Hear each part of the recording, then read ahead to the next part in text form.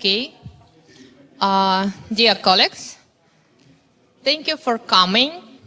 So today we have our fourth conference on cryo-electron microscopy.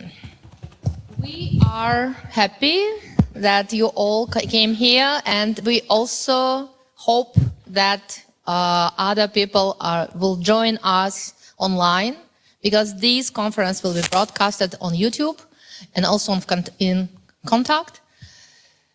It's very nice to see a lot of young people. It means that a lot of young people like the very specific area of cryo-electron microscopy, because it's not a broad area, right? It's a very specific area. It's pretty large area now already, but still not a lot of people aware of it.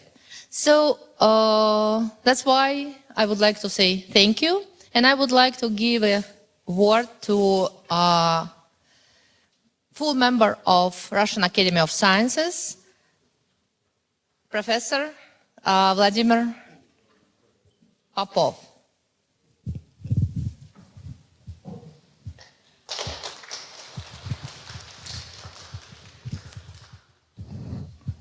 Дорогие друзья, коллеги, позвольте поздравить вас с началом 4-й конференции по криоэлектронной микроскопии, всех тех, кто собрался в этом зале, и всех, кто онлайн.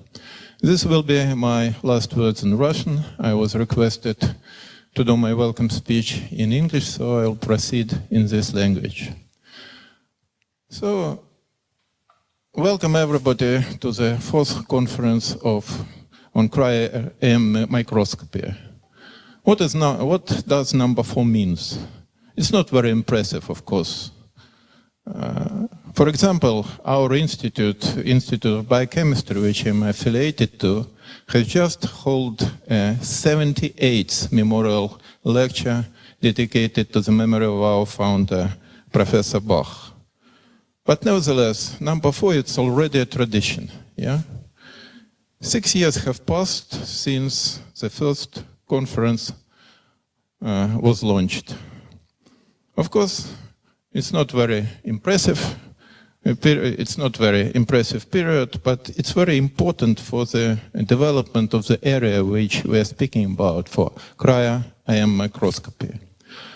Over these past years, we witnessed the maturation of this very so important methodology in structural biology. We witnessed new exciting structures that emerged from different labs.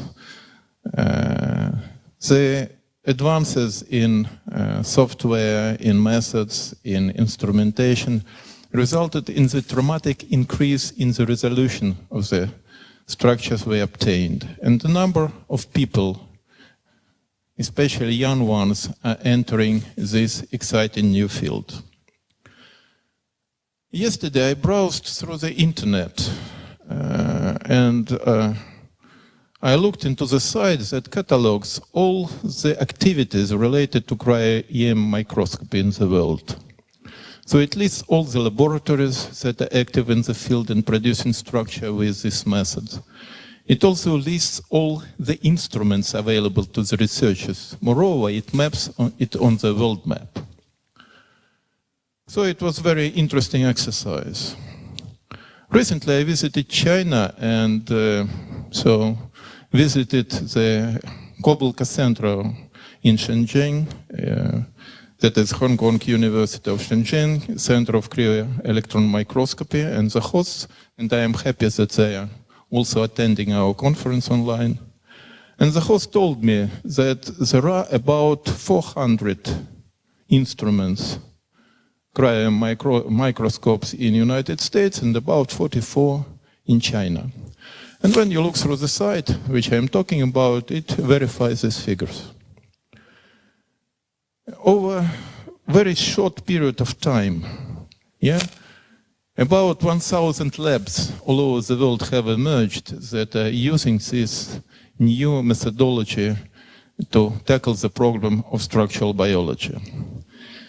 There are about 800 instruments all over the world available to these researchers that are used in cryo-EM field. About half of them, about 400, are of the most advanced, this cryos geol that enables us to reach the resolution of 3 angstrom and better.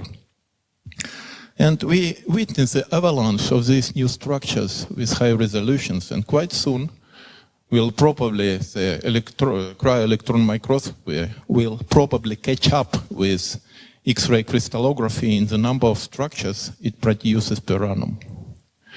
So, of course, the microscopes are distributed not evenly all over the world. The majority of them are, of course, in the United States, as I've told, in China, in Europe, in Korea, in Japan. By the way, there are 6 centers of cryo-electron microscopy in India, if you probably know, with a number of instruments of high class. So I'm quite sure that probably in the future, not very distant one, every decent lab that is active in the field of molecular life sciences, so to say, will be able to use in their routine studies the conventional electron microscope for routine and screening studies. So it probably will be the same type of instrument as an advanced mass spectrometer, which we can afford quite easily and without which we cannot progress in our studies. So coming to the end of my talk, these enormous facilities, enormous expansion of the field requires a vast amount of researchers, young researchers. And our conference contributes to this, to the progress in the field. It attracts a lot of people, both in this audience and online. And I want to wish you success and beneficial contacts, new collaborations resulting from this conference. And I would like to thank all the speakers who agreed to participate, both in this audience and online. We highly appreciate their attendance. My special thanks go to the Nobelian Kurt Wüttrich, who is a big and old friend of biological department of Moscow State University, and we are happy that he is on the list of our conference. So once again, good luck. We have ahead nearly 3 days of intense work. So I forward the mic to Professor Konevega.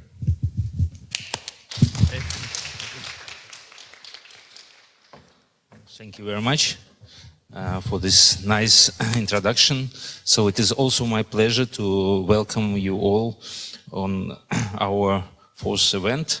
And it is my great pleasure to introduce Alexey Amunds, who will be our keynote speaker today. So Alexey got his PhD in Israel, in Tel Aviv University. And then later he got extremely intensive training in the laboratory of Nobel Prize winner Venki Ramakrishnan. So from Alexey started 2011, so 2 years after Nobel Prize was given to Venki. And later Alexey moved to Stockholm, to the University of Stockholm, and now he's a tenured group leader, associate professor at Stockholm University.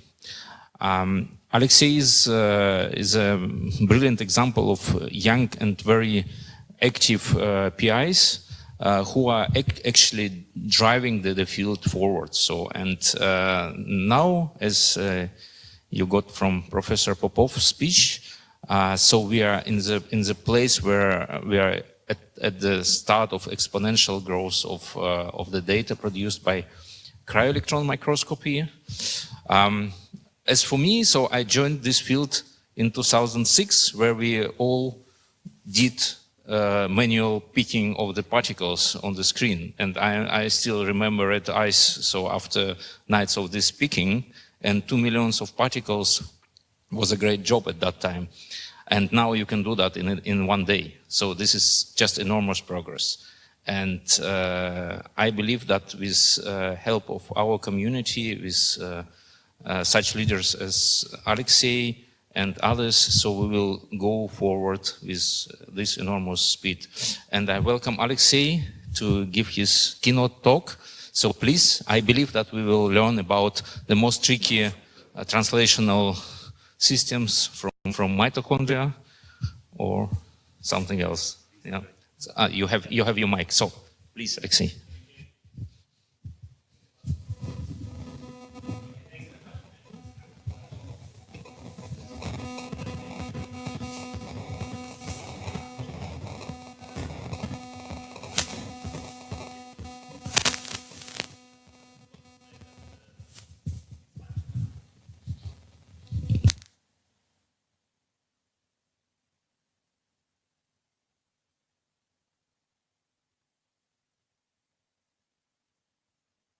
To say that I was here in Moscow, student for a meeting on EBEC in 2006. No?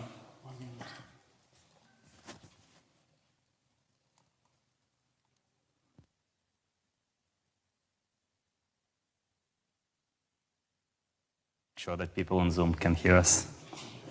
That's fine now? I don't know. Seems to be on. Yes, yes, yes. No, sorry. Yeah, okay, great. Yeah. So thanks very much, Olga, for the invitation and for organizing the meeting.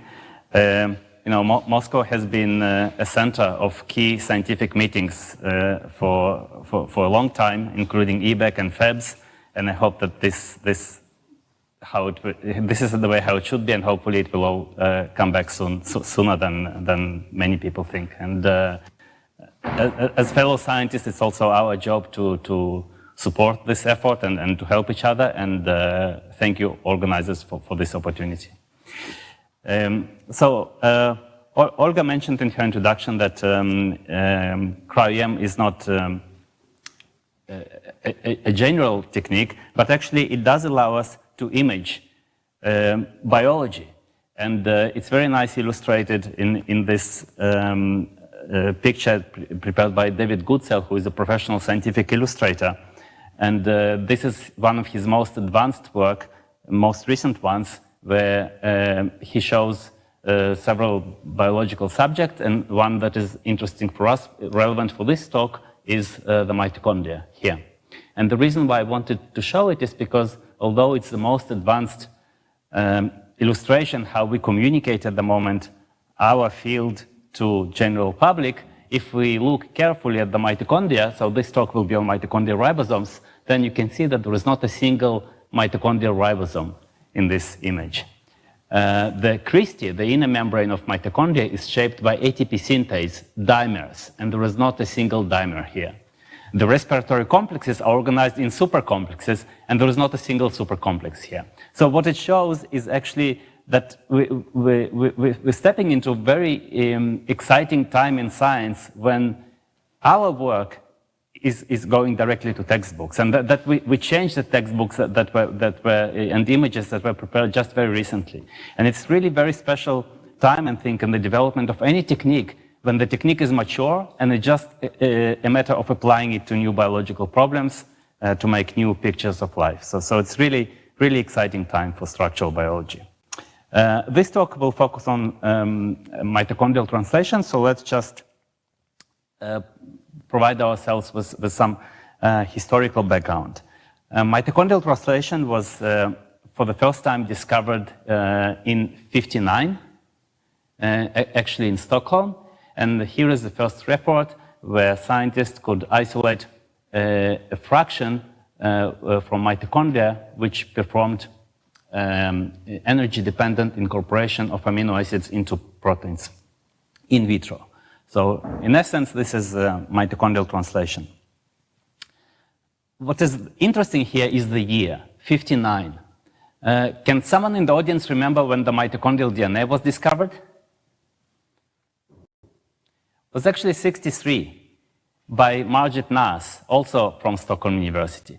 So the mitochondrial DNA was discovered after this report of mitochondrial translation. And again, it was very interesting period in the development of mitochondrial biology in science, because it sparked a lot of confusion and debates. I mean, just think about it. If you have data showing that there is mitochondrial translation, but you don't even know that there is mitochondrial DNA, and what must be going through the head of those scientists. And this is very nicely described by Alex Novikov, who was actually Soviet-born scientist who immigrated to US and discovered autophagy. And he wrote a textbook that is called Cells and Their Component Parts, where there is a chapter on mitochondria, where he refers to those original discoveries of mitochondrial ribosomes and mitochondrial DNA, and he concludes, to us, the observations of mitochondrial ribonucleoprotein particles from carved heart are not due to contaminating microsomes. It will be of a great interest to learn what electron microscopy of these preparations will reveal. This is 61, and here we are 62 years later, and still if we discover something peculiar, something unusual, we go and would like to see what electron microscopy will reveal. So it's very powerful. Imaging is really a great tool to understand things. What we understand today about mitochondrial ribosomes is that they are very diverse. So this table summarizes basic characteristics of all ribosomes. We have cytosolic ribosomes here, bacterial ribosomes and chloroplasts, and mitochondrial here. So you can see that in the terms of sedimentation coefficient, molecular weight, RNA, and proteins, unlike cytosolic and bacterial ribosomes, which are very similar to each other, there is a really extreme diversity in mitochondria. And this is one of the questions that we also try to tackle structurally, provide some insight from structures. What is the evolutionary driver behind this diversity? We also understand that mitochondrial translation should not be considered as some isolated pathway in the distant compartment, but it's closely related to other metabolic pathways with feedback loops and embedded as a key metabolic pathway in the cell.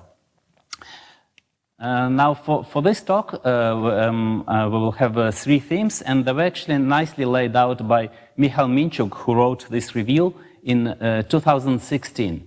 And there he defined mitochondrial biogenesis that happens here in so-called RNA granules, then mRNA, which is transcribed from DNA here in nucleoids. But this mRNA should be delivered to the membrane because all the proteins which are synthesized by mitoribosomes, at least in mammals, are membrane proteins, and therefore ribosomes are permanently tethered to the membrane. So one theme is how ribosomes are assembled here. The second theme is how mRNA is delivered from nucleoids to the membrane, and the third theme is how what is the mechanism of protein insertion from the ribosomal exit tunnel to the membrane, which is the final destination of those proteins. And we will also use these themes to describe the structural work that has been done in the lab. And it was mainly done by 2 postdocs, Yuzuru and Shintaro, and Yuni was a staff scientist in the lab, and Vivek just defended his PhD thesis. Okay, so we start with the first theme, the mechanism of ribosomal biogenesis and pre-initiation. And while I'll describe the approach here, I'll just put this slide in the background because as structural biologists, we frequently switch from one structure to another, from one slide to another within a fraction of a second. But actually it's good to comprehend and to acknowledge the amount of work that goes into each one of those structures to determine them. First, you need to purify the sample, to obtain cryo-EM density map, then to refine each part of those maps to high resolution, then to combine it into a single reconstruction, and then build models for each one of the subcomplexes, and then refine them, and also at the interface between the subcomplexes. So a lot of work goes into obtaining those models, and I just wanted to acknowledge this way the work that was done by Yuzuru in this case. But our approach is that for the assembly of mitochondrial ribosomes, which, as you can see, consist of multiple proteins and ribosomal RNA in the core, many assembly factors are required. So those are specific proteins that either involved in folding ribosomal RNA or bringing ribosomal proteins to the right position. And so what we thought to do is to systematically knock out those assembly factors. And the idea is that if this assembly factor is essential and it will be knocked out, then potentially there will be accumulation of subpopulations of, in this case, small subunit at the stage where this factor is required. Since it's not there, then we'll have an accumulation that can be potentially subjected to structural studies. And this is the final result of this experiment, a series of structures that were obtained, and then by looking at the level of RNA modifications and RNA folding, we could put them in a certain sequence, and this is the late stages of the assembly of the small subunit. 8 steps, starting from here, and then this is the last initiation complex. So I'll not go too much into the details. I just wanted to introduce this approach, which at that time was kind of not really trivial, that it's even possible to knock out an essential protein for the assembly of a ribosome and still get cells growing and obtain enough material for cryo-EM. But in principle now, it can be obtained to any molecular machines, ATP synthase, photosystem, and that's a very good way to prepare material for structural studies. I will just mention 2 aspects of this work, which may be of interest to a more general audience and can be also applied to other biological problems. One is related to the transition between state 2 and state 3. So here we can see a ribosomal factor, assembly factor, RBFA, which is then is not compatible with the ribosomal protein, UCMS37, so the assembly factor should leave, and then ribosomal protein comes in. But what happens here in the transition between state 2 and 3, there is a conformational change of this protein, RBFA. So we call the first conformation in, and the second one is out. And actually, there is a conformational change of the whole ribosome. There is a movement of the head relative to the body. We will see it now in a minute. And what is interesting is that the first conformation, RBFA in, we will see them now here next to each other. This one, it was already known in the literature because the protein is bacterial homolog, and there was a bacterial structure that looked exactly like this. But this conformation is the discovery of our work. Okay? It's, at that time, unpublished data. And when we did AlphaFold analysis of this protein, it actually gives something in between, which is shown here in white, and here you can see the superposition of all 3. So this is interesting that you apply AlphaFold prediction to something which structure in principle is known from crystallography, but AlphaFold gives you a different conformation, and indeed from experimental work we know that there is a conformational change here. So that's just, I thought it might be interesting for the audience here to see that this can be potentially another way of using AlphaFold to predict dynamics and conformational changes, where it's not exactly consistent with the published data. And also protein-protein interactions between those 2 factors, RBFA and metal-15, can be precisely predicted by AlphaFold here in white. And this work was done in collaboration with Peter Sergeyev from Moscow. So based on this data, we also wrote a short script that calculates distances between interacting residues between two neighboring proteins, which can be also applied to many other problems to check whether those distances are conserved or not, which helps to answer the question whether the interactions are evolutionarily conserved. Okay, so this was one aspect of this work, and another surprising aspect came from the later transitions in the pre-initiation stage. This protein in orange is called IF3. IF3 stands for initiation factor 3. That's because in bacteria it was shown to be involved in initiation. But here we can see that it attached to the ribosome already during the assembly state, and actually it has to leave in order for initiation complex to form. This means that the protein has been repurposed from initiation to assembly factor, and it's still there because it's required for the sequence of the assembly of the ribosome, but it changed the function. So that's just very interesting observation that means that many of those assembly factors or ribosomal proteins have also a structural function, and a structural function might even be more important than the functional function. Okay, so that's the summary of this approach, and on this level of resolutions with cryo-EM now we can see not only structures of proteins, not only structures of ribosomal RNA, but also specific modifications which are shown here, and I think it's really remarkable that you can get this level of details, and this work was published in Nature last year. So this is the first theme of the assembly, and now we move to the second theme of how mRNA is delivered from the nucleoid to the membrane. And to understand this theme, we should first understand what this resolution revolution made to our field of ribosome, of mitochondrial ribosome translation. And I think the one way to introduce this progress is just to show how long it used to take to solve such problems in the past. And here is an example of Venki Ramakrishnan, who started the project of the ribosome structure in '95, and the final structure was published in 2006. This is a paper, 70 years with mRNA and tRNA. So this is more than 10 years of work from when you start the project and until the final publication. And today, in the lab, this becomes almost a master project. So here is Patrick Cotilli, who came to the lab as undergraduate student to work on plant ribosome, and by the end of his master's, he had a publication on high-resolution structure of plant ribosome with plant-specific modifications, which is a reference in the field. You know, it's not some kind of joke. I mean, it's a whole kingdom of life that previously was not represented in ribosomal studies, and now we have it.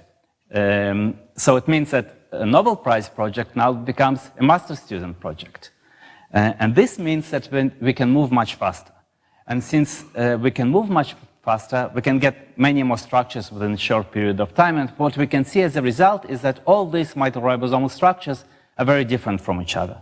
And you can see the differences are not only on the level of some expansion segments of ribosomal RNA or these bizarre proteins on the periphery, but also in the core.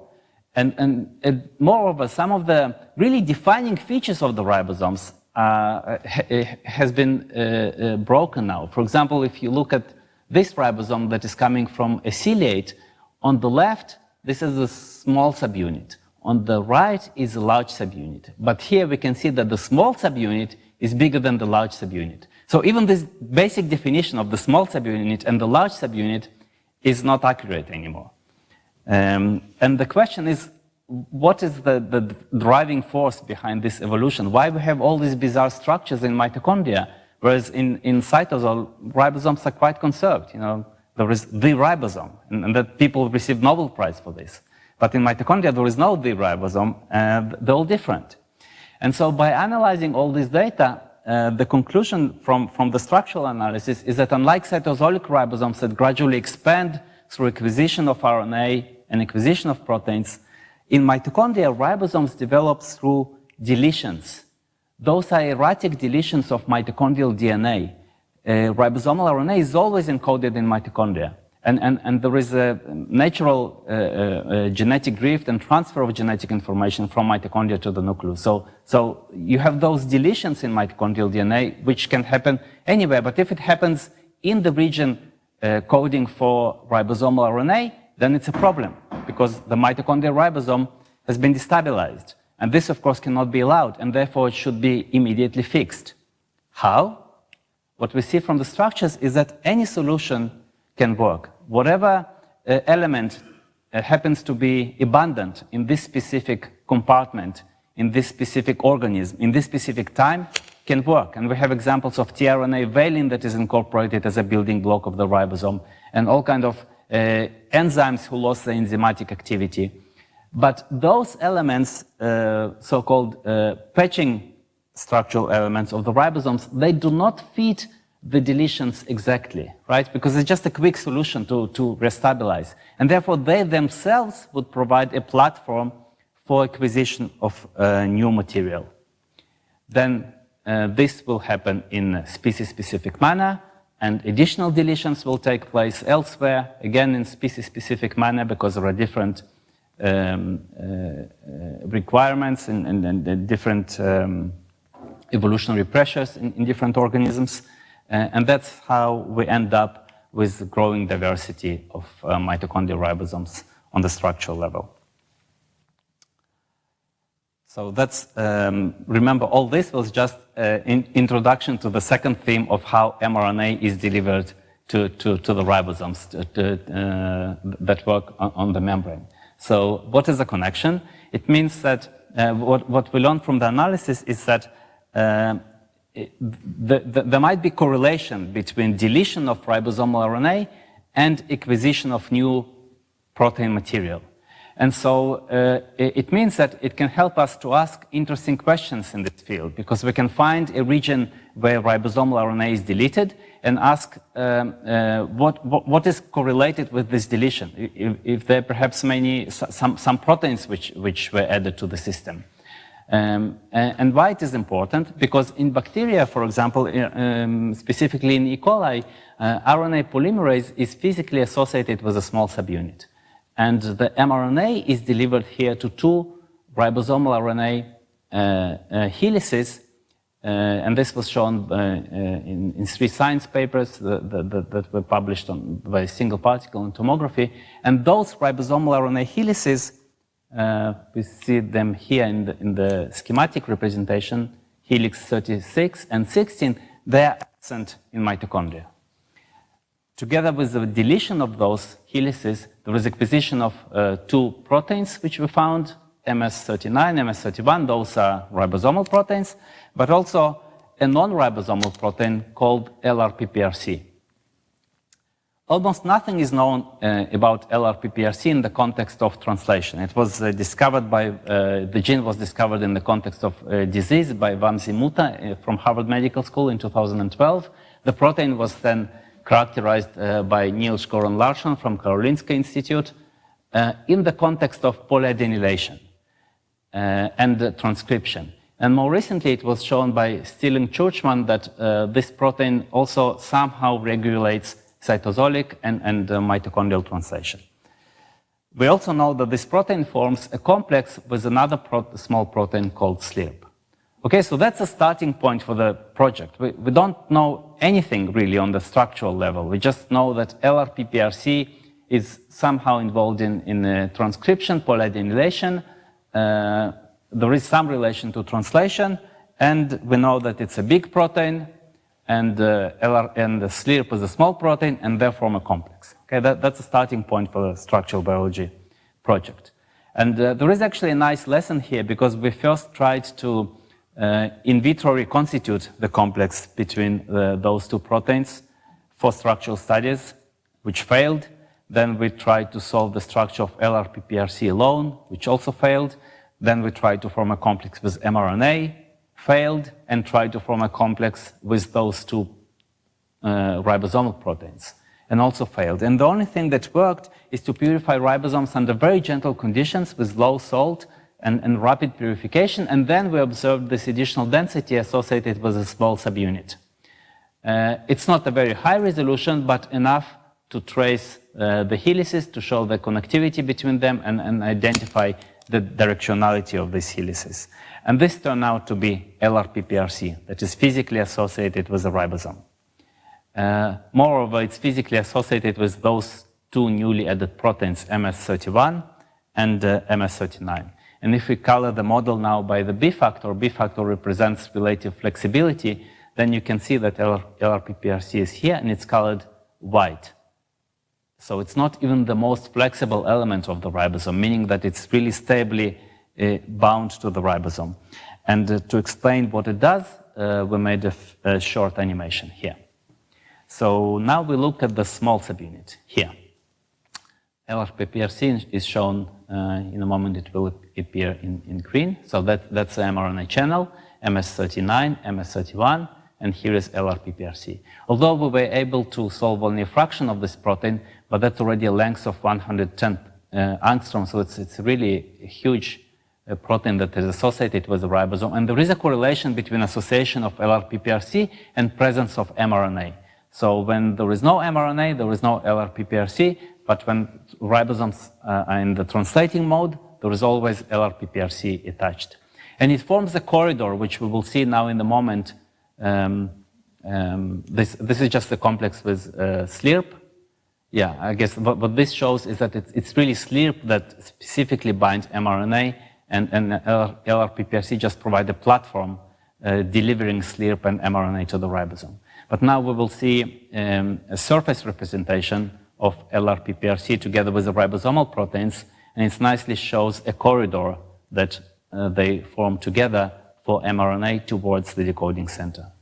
So it's a dynamic platform that delivers mRNA probably from transcription to translation in the membrane compartment where mitochondrial ribosomes are located.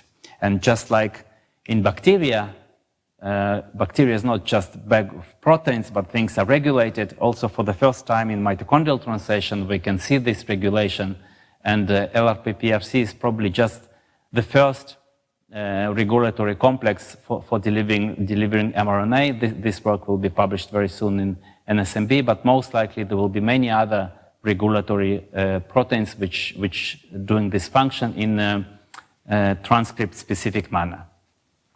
So what happens next? Once mRNA is delivered to the ribosome, let's try to follow its path and see to what extent ribosomal components are involved in binding mRNA. So we're now joining mRNA as a thread through this corridor, which we just saw formed by mRNA, by LRPPRC and MS39. And here, first, the directionality is provided by this positively charged groove. Then about midway through this groove, we identify the specific sequence on mRNA, which is pyrimidine, cytosine pyrimidine, which is enriched throughout all mRNAs in mitochondria, suggesting that there is a coevolution between mRNA and the ribosome for stable binding at this early stage. Okay, and then mRNA travels farther through the corridor, stabilized by ribosomal proteins US5, MS35, reaching the end of this corridor. Now there is US9 that forms a gate towards the decoding center.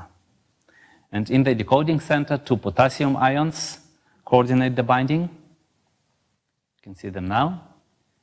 And then very interesting feature in the tRNA binding sites. Between A site tRNA and P site tRNA, there is a protein that comes all the way from the central protuberance, about 40 angstrom, and binds here the backbone of mRNA for additional stabilization. And also it has positively charged residues that balance the negative charge of tRNAs.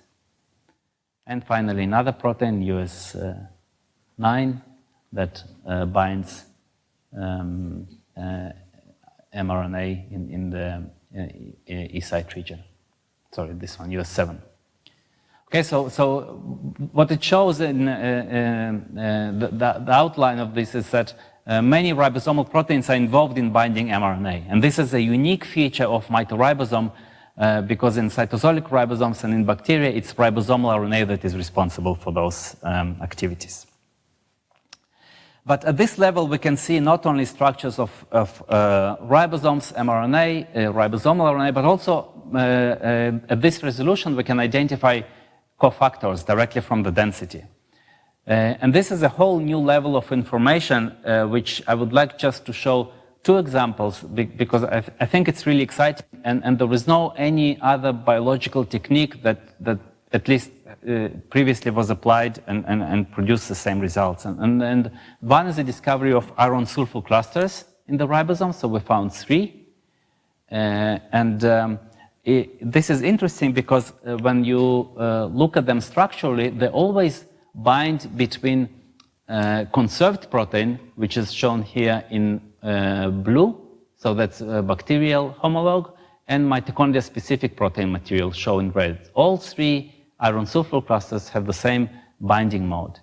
And actually, there is not a single example in biology, this is really unprecedented, that an iron sulfur cluster is coordinated by 2 different proteins. Even during the assembly of iron sulfur clusters, they transferred from one protein to another, never 2 different proteins. And this suggests that there is a specific binding and also specific delivery, because iron sulfur clusters are not just floating everywhere. You know, they should be specifically chaperoned and inserted to their final locations.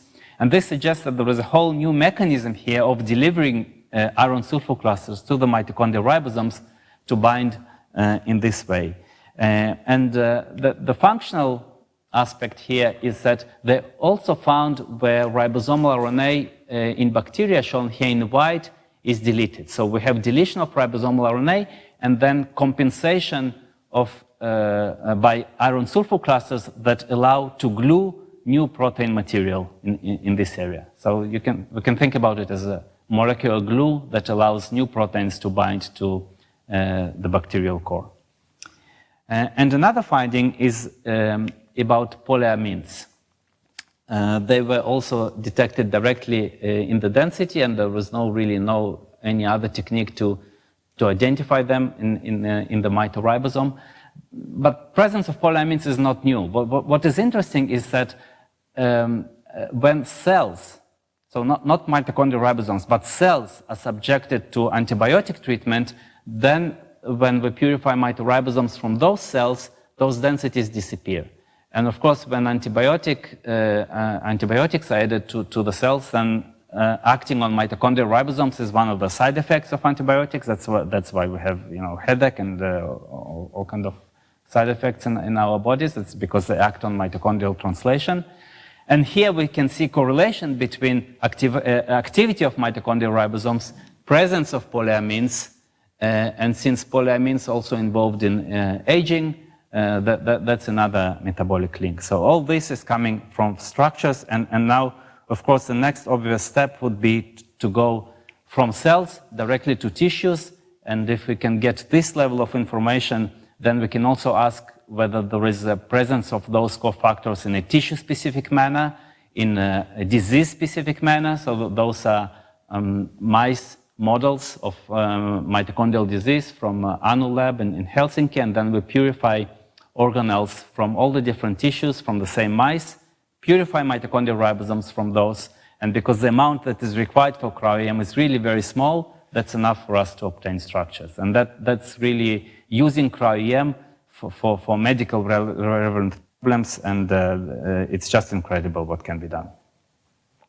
Okay, so this was the second theme of how mRNA is delivered for translation, and the final one, what happens when ribosomes are on the membrane. How nascent polypeptide is delivered from the ribosome to its final destination in the membrane. And here again we used antibiotics to inhibit post-translational step with actinonin, with the idea if we slow down what happens downstream, then there might be accumulation of ribosomes stably bound to the membrane. And indeed, by enriching in silico for ribosomes with A site and P site tRNA, we could also identify this additional density that is located at the exit from the tunnel. And this is not very high resolution density, but it correlates with the position of the membrane from tomography data, and therefore most likely represents an insertase, which is OXA1 in mitochondria. But I made here an additional slide, especially for students and postdocs, because when you work with this type of subject, with the ribosome, maybe ribosome can be sold to very high resolution, but when something small is attached to the ribosome on the periphery, it's very unlikely to be resolved at high resolution. It will always be flexible, partial occupancy. And so actually the discovery in this work comes not from OXA1 at all, but something else that is going on inside. And it's shown in this slide. There were two classes.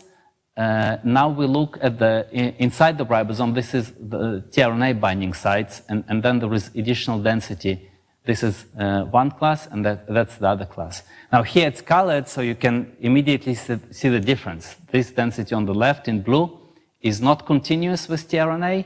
You see it abrupts here, and there is a gap of 12 angstrom, whereas this density is continuous.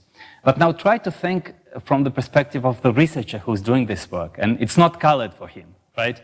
And it's a region which is 70 angstrom away from the interesting density on the periphery of OXA1. So to be able to identify this small difference in the whole ribosome, just 12 angstrom gap in one case, which doesn't exist in another, this really shows you that it's all about attention to details. So every minute that you invest in understanding your subject, in reading literature, in looking into your data, is a good investment. Because eventually, this is what leads to big discoveries. And this was my message to students and postdocs.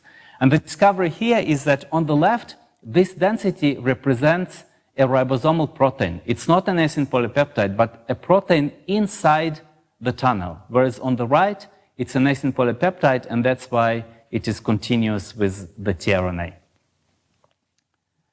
So it's shown here in the zoom-out view. On the left, protein that is called ML45 is folded inside the ribosome, and it blocks the tunnel. On the right, this protein is there is a conformational change, and then the gate is opened for the acin polypeptide to go through. And we prepared an animation just to explain it in a bit more intuitive way. So now we focus on the large subunit. Okay, that's the exit tunnel. The membrane will be here. This is in active state when the tunnel is blocked by ML45. And there are specific interactions here with ribosomal RNA. Now, upon the delivery of mRNA by LRPPRC, and ribosome now is associated with the membrane, there is a conformational change. ML45 folds here inside the exit tunnel, and the path is opened for the acin polypeptide, coming in red. Let's take a look from the point of view of the membrane. Okay, this is a closed conformation. ML45 blocks the tunnel, then there is delivery of mRNA, activation, series of conformational changes, and then ML45 forms this kind of arch, which we will show now we will see now in the surface representation, not only opening the path, but also securing the path of the acin polypeptide to the membrane. Now let's take a look from the point of view of the acin polypeptide as it travels through the tunnel. So ML45 is folded in blue, and then you see those flashes. Those flashes represent constriction sites. The first two constriction sites are conserved with bacteria, but the last two are formed by ML45 that is folded inside the tunnel. And actually, this is the most interesting part, because we know from work of Gunnar von Heine and Marina Rodnina from Max Planck Institute in Göttingen that an acin polypeptide of membrane proteins can already start folding inside the ribosome and form alpha helical structures in the ribosome. But here, because the folding of this ML45 inside the ribosome, there is not enough physical space for an acin polypeptide to form a helix. And this was done, in this case, we performed molecular dynamics simulations. One is a wild type with red, where each dot represents a residue, and then it's shown on a scale of probability of this residue to be in alpha helical conformation. And the other case is in black, when the N-terminal of ML45 was removed. So when it's removed, nascent polypeptide can fold inside the tunnel, but when ML45 is present, then it prevents formation of alpha helices of the nascent polypeptide. And this is why I'm mentioning all this, because it's really remarkable. I mean, people spend years showing that in bacteria, proteins can already start inside the tunnel, if those are membrane proteins. But here, we have a system which has been specialized for millions of years to synthesize exclusively membrane proteins. There was nothing else. There are only 13 membrane proteins, and yet the mechanism prevents them from folding inside the tunnel. So it's really counterintuitive, and you could never get this information without the structure. But the presence of ML45 forms additional gap here between the exit from the tunnel and the entry to the membrane, and this is probably where a lot of action going on in the terms of folding and might involve additional factors. This gap doesn't exist in bacteria, and that's the difference between the two systems. Okay, so that's all I have. Just to summarize, we characterized 3 themes which were coined by Michal Minchuk in 2016 as a scheme, and now we have structural data for each one of these processes, the assembly of ribosomes, also other labs, of course, made excellent work in this subject, and how mRNA is delivered to mitoribosomes sitting on the membrane, and then how nascent polypeptide is synthesized and delivered to its final destination from the large subunit. So more or less we understand how those mitochondrial ribosomes work. More or less we understand how they are assembled, how mRNA binds, how nascent polypeptide is delivered. But there are still big open questions in this field. One of them is how the bioenergetic complexes, which is the final result of those synthesized proteins, are themselves assembled. What are additional assembly factors which are involved here? And then how those bioenergetic complexes are organized. They certainly don't exist as single proteins like this one, but rather more in series and supercomplexes like the ATP synthase shown here. And we did some work, this will be the final slide, on supercomplexes. This just came out in Nature 2 months ago, showing that in certain constellation, all 4 respiratory complexes can be assembled into a single supercomplex. So here we have complex 1, dimer of complex 3, dimer of complex 4, and complex 2 comes here. This is a single particle analysis.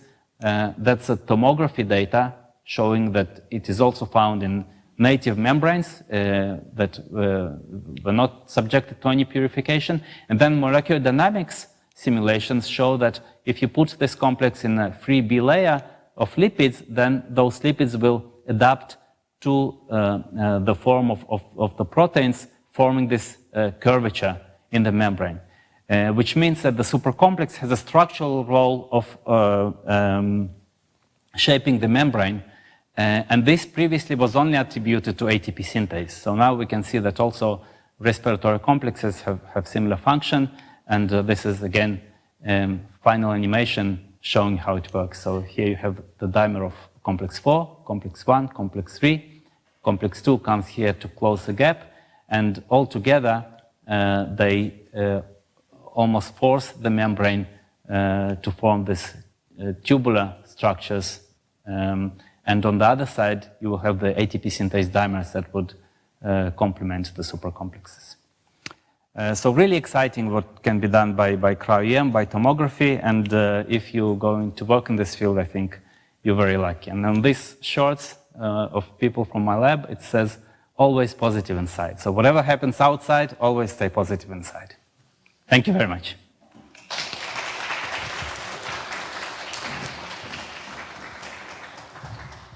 Thank you very much, Alexei, for this fantastic talk. And we have a few minutes for questions. Please. Thank you, Danilo Yakovlev, Biocat, St. Petersburg.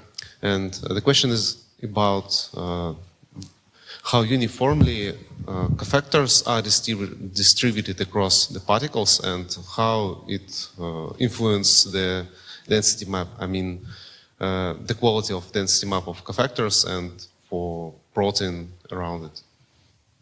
Yeah, it's a very good question. So it's more related to the first part of the assembly, and I think that's a big advantage of cryo-EM, that you end up not with a single structure, but with multiple structures. So even if there is a heterogeneity in the sample, and there will be a certain population of complexes with one factor and another population with another factor and or maybe something else, we can deal with it to a large extent computationally in silico and classify. And those 8 classes that I showed, they actually come from 2 or 3 experiments. So we can deal with this computationally, and if there is partial occupancy, you just need to have something like even 0.5% of the particles, enough to solve the structure in many cases. Yeah. Thank you. More questions? No more questions? I have a question about this tricky protein which protrudes to the kink, to the place where mRNA kink is. So what does it do? In the nascent polypeptide, in the large subunit, or? No, so where it goes to the in between of 2 tRNAs. So that you're showing this yes. tiny. Yeah, let me try to find it. So what we can say is that it goes all the way from the central protuberance. It has positively charged residues, which are just in between negatively charged tRNAs. And it just binds mRNA in the backbone, so in a non-specific manner. Similar finding was also reported in bacterial ribosomes and also in eukaryotic ribosomes by Bruno Caholz. It's a different protein, so it seems like some kind of converged evolution. What we can say is just what we see from the structure, that it stabilizes mRNA binding. But it's a very good question, what happens during translocation of tRNAs, because things should move. Unfortunately, we don't have the dynamic picture yet. But yeah, I think it's a great question that needs to be investigated, with probably molecular dynamics can be one way. Okay, yeah. Thank you. No more questions? So, okay, so Alexei is still here, so we will have a chance to talk to him during the coffee break and then days after. So let's thank Alexei once again. Thank you. And it is my pleasure to introduce our first speaker from the section 1, Konstantin Usachov from Kazan University. Konstantin was trained as a physicist, and he also got his PhD in physics in condensed matter. And during that time, he met our good friend and colleague Marat Yusupov. And since then, he turned from a physics side to biology side, which also makes some tensions in his university, because they look at him and asking whether you are still physicist or you are biologist already. And Konstantin is. I just need to update your last position, because now you are professor of medical physics and the head of structural biology lab. So this new lab in Kazan University. So, and I have to admit that together with his colleague Shamil and Marat Yusupov, so they just created a new structural biology lab at Kazan University, just from the scratch, and this is fantastic. This is fantastic what they are doing there, and let's see what Konstantin is about to tell us today. So please. Thank you, Andrei. So first of all, I would like to thank the organizers to have the opportunity to give a talk at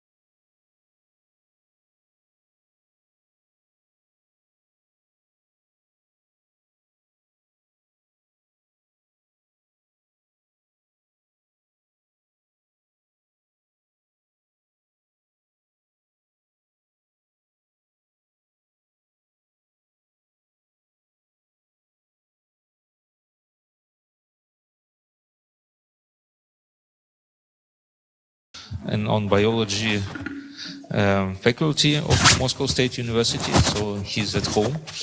And now he's the head of the department of virus cell interaction in Belozersky Institute of Physicochemical Biology, and he will continue our program with studies of eukaryotic ribosomes. So please.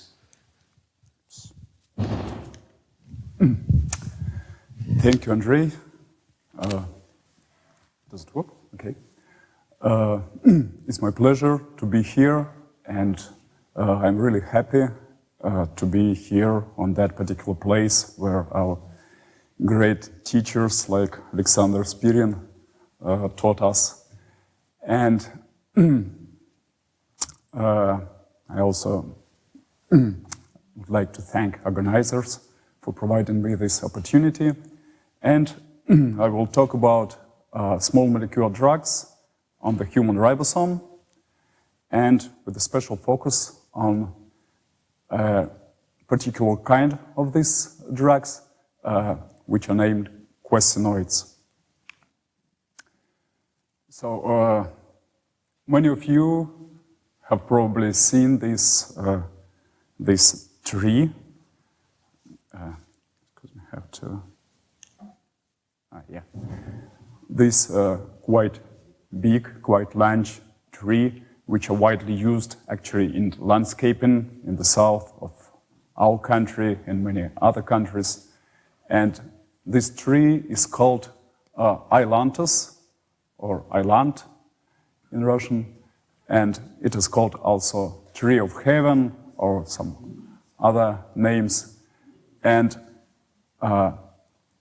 it is a representative of family Cimarubiceae plants, and many of these plants are great source of small molecule drugs, of remedies, which are widely used in Oriental medicine, like Ayurveda, you probably know this, and Chinese and Korea medicine, traditional medicine. And these remedies are widely used in these countries to combat viral infections, parasites, and also as an anti-inflammatory and anti-cancer, anti-tumor drugs. And the major active components of these remedies are questinoids. Questinoids are degraded triterpene lactones. They look like here with a C20, with the 20 C atoms usually, and 5 rings with quite complex structure. And one of these questinoid is ailanthone, which will be the main player in my talk today. And ailanthone has anti-cancer activity, but the mechanism of this activity is actually unknown. And also there are some other drugs of this kind, for example, urocumanone, which looks quite similar to ailanthone, and urocumanone is well known in the field of sport and healthcare and bodybuilding as a testosterone booster, but the mechanism of this boosting is also unknown, and this is quite funny. And another drug from this family is brucantine, which is an anti-cancer drug with a clinical perspective, but phase 1 and 2 of clinical trials was failed due to toxicity of this drug. But anyway, this is a drug with some clinical perspective for some other kinds of cancer, probably. Okay. So ailanthone. Ailanthone has a great potential as an anti-cancer drug, and there are a huge number of publications about that. But quite funny, the mechanism is unknown, and there are many papers describing these effects on cells and even on animals, but nobody actually knows how it works. And this is quite a strange situation.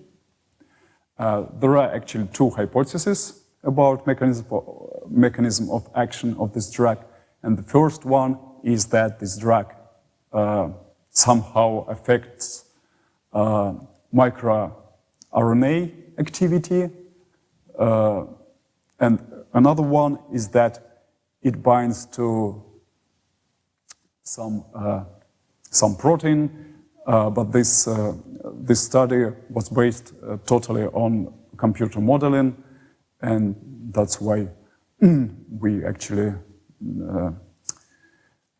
do not trust this model completely. But it is interesting that brucentine was actually shown to interact with archaeal ribosome, and in 2009 there was a paper from Thomas Stites about binding of this drug to archaeal ribosome. The resolution was good, but not very good. And so we suggested that ilanton and probably other quasinoids also interacts with the ribosome, and the ribosome is the main target of this drug in cells, in tumor cells, and so on. Okay, so to test this, we applied our system for investigating protein synthesis in mammalian cells, and we used mRNA transfection, which is quite popular now due to using mRNA, synthetic RNAs, as a RNA vaccine against COVID and so on.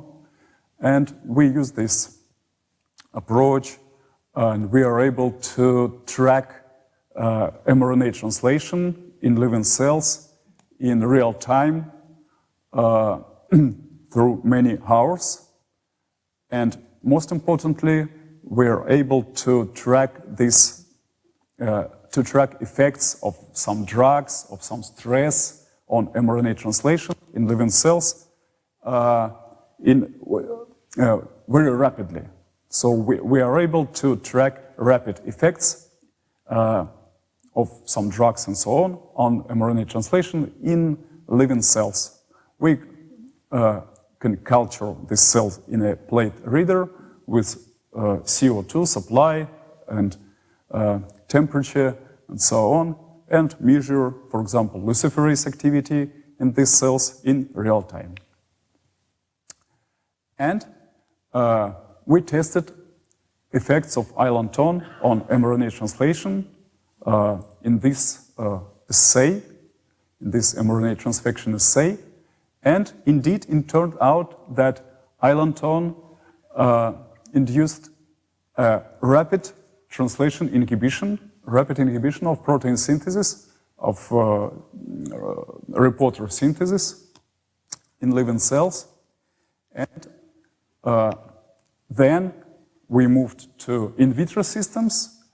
We used in vitro systems from cell-free translation systems prepared from mammalian cells and also from Saccharomyces cerevisiae, from yeast cells.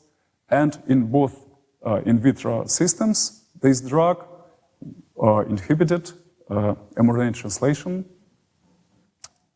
So we concluded that the primary mechanism of action of this drug is inhibition of protein synthesis in both eukaryotic systems. Then we applied another assay, which is called toy printing assay. Toy printing is the powerful tool to study ribosome movement and ribosome stalling on a particular position. For example, if we take in vitro synthesized mRNA and take cell-free system, for example, rabbit reticulocyte lysate or some other cell-free system prepared from mammalian cells, then we can add the drug which we would like to investigate into this system, incubate for 5 minutes, for example, and after that we can add this mRNA into the system and incubate to allow ribosome complex assembly, translation complex assembly. And if the drug stalls elongating ribosomes, we will see a clear signal near the AUG codon. The visualization is provided by reverse transcription. We just annealed primer downstream from this site and allow reverse transcriptase to proceed. And if the reverse transcriptase meets the ribosome, it just the synthesis failed, and we can see this signal. For example, this is an example of toy print induced by cyclohexamide. And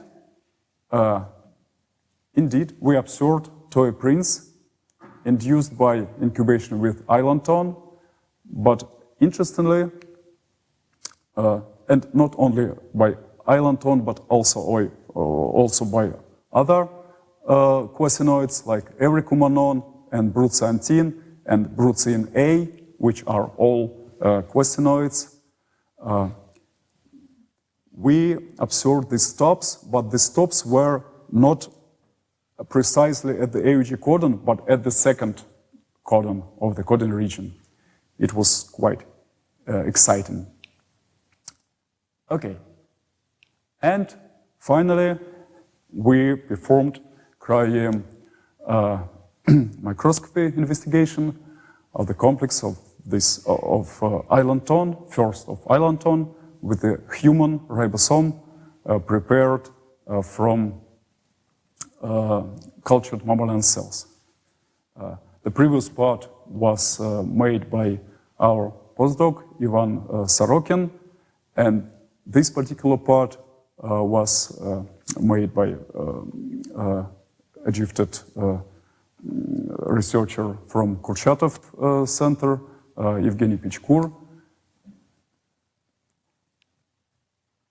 And we obtained a quite good structure. Here is the electrostatic potential map, and the resolution was about 2 angstroms, and this resolution allowed us to examine the peculiarities of intermolecular interactions. And we found that ilanton molecule is located in the peptidyl transferase center, in the A site, where the amino acid tRNA comes. And its location interferes with the amino acid tRNA binding to the same site. So we concluded that this is probably the main mechanism of ilanton action. And in particular, we would like to note that our high-resolution structure allowed us to investigate some peculiarities of intermolecular interactions, and in particular, we found some interesting H bonds formed through water molecules, and this is a quite interesting aspect of our study because many other studies, including X-ray crystallography, does not allow this examination of H bonds formed by water molecules. Okay, then we also obtained the structure of brucantine with the human ribosome, and brucantine was located at the same place, but brucantine differs from ilanton by this particular tail, and probably due to this tail, brucantine had some additional contacts with the ribosomal components, with some atoms in the A site. But in general, the binding site was the same. And thus, we concluded that molecular mechanism of quasinoid action are similar, and this is the action, this is the mechanism targeting ribosomal A site, ribosomal peptidyl transferase center. Here is the picture of effects of ilanton on several human cell lines in vitro, in cultured cells, and you can see that increasing concentration of ilanton indeed arrests cell growth, and for cancer cell lines we can see more dramatic arrest than for non-cancerous cells. And this is quite important if we are discussing some using this drug for some clinical in some clinical field and so on. This is made by Tatiana Stamm, who are present here as well. And finally, we applied this drug to the mammalian cells infected by some viruses, by the coronaviruses, which are cytopathic viruses. So these viruses kill cells in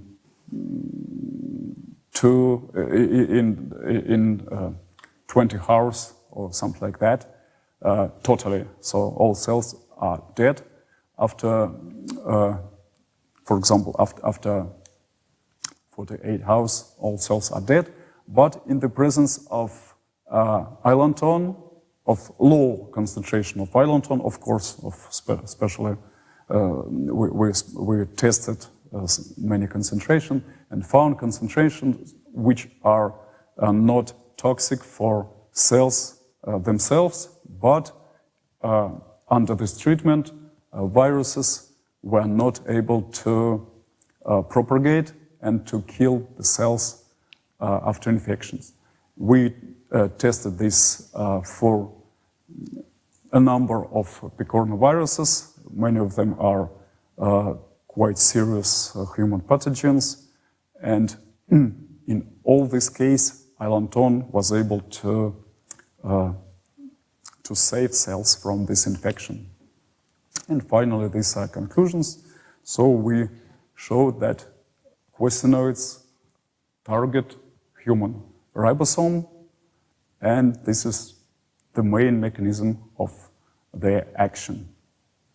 Thank you very much. That is all.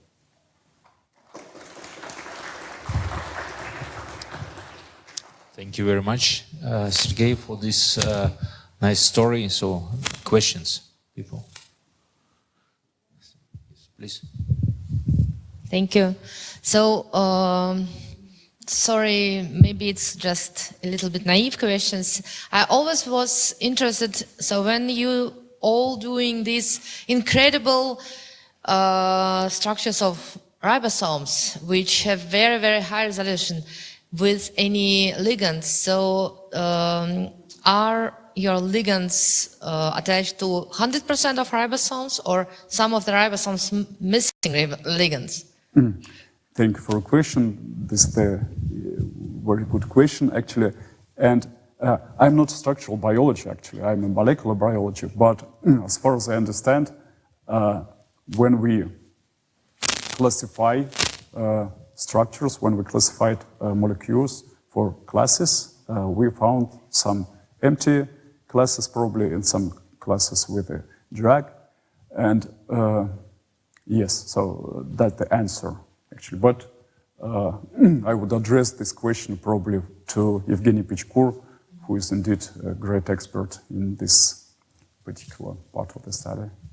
So we are preparing questions for tomorrow's talk of Evgeny. Yeah, okay. Yeah, accumulating questions. So yes, please. Thank you. Did you try to start a drug discovery program in terms of simplifying the natural compound to find, I don't know, for example, pharmacophore groups or something? Not yet. Thank you for the question. I remember that you are from Biocat. Yes, the question is very good. Of course, it would be very interesting to modify these molecules. But I would like to say that quasinoids are actually a huge group of drugs, and many of them are natural compounds, and none of them actually are known for none of them, the exact mechanism of action has been documented well. Yeah, I understand. So and also, we have a lot of work to do. Yeah, actually. Yeah, I wanted to highlight that the fact that the clinical trials had failed, that was because of on-target toxicity. So I think there's no way to make it best as a single small molecule drug. But if we make some kind of, for example, antibody drug conjugate and stop the ribosome processing, it will be a great option for the severe cancer therapies which are not treated with usual targeted molecules. Thank you. Yes, I completely agree. That's the great potential. Okay. If we don't have more questions, so then let's thank our speaker. And with that, I would like to conclude that this section is now finished, and we are going to the coffee break. So.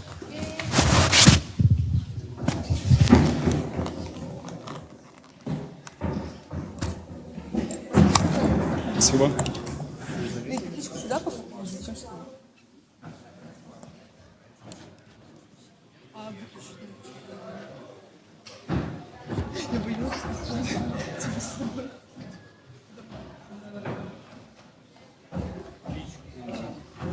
Да, сейчас выключено, потом включите ее.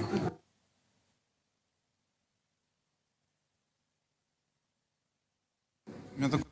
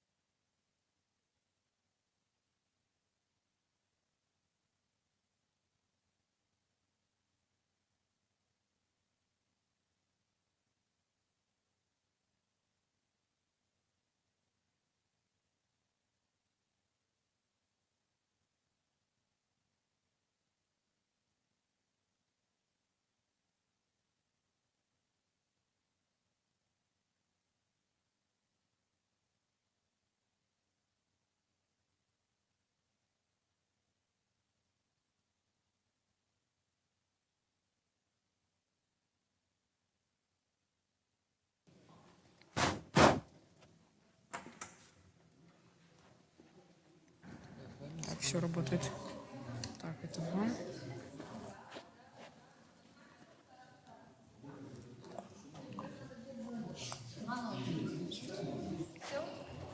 Так, сейчас я буду вещать.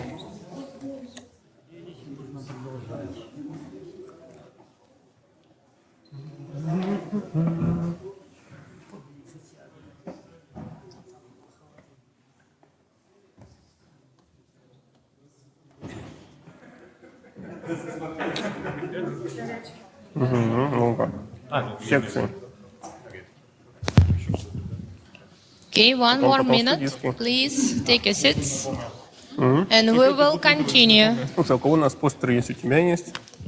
У Фескина есть, у Насти есть, а еще у кого?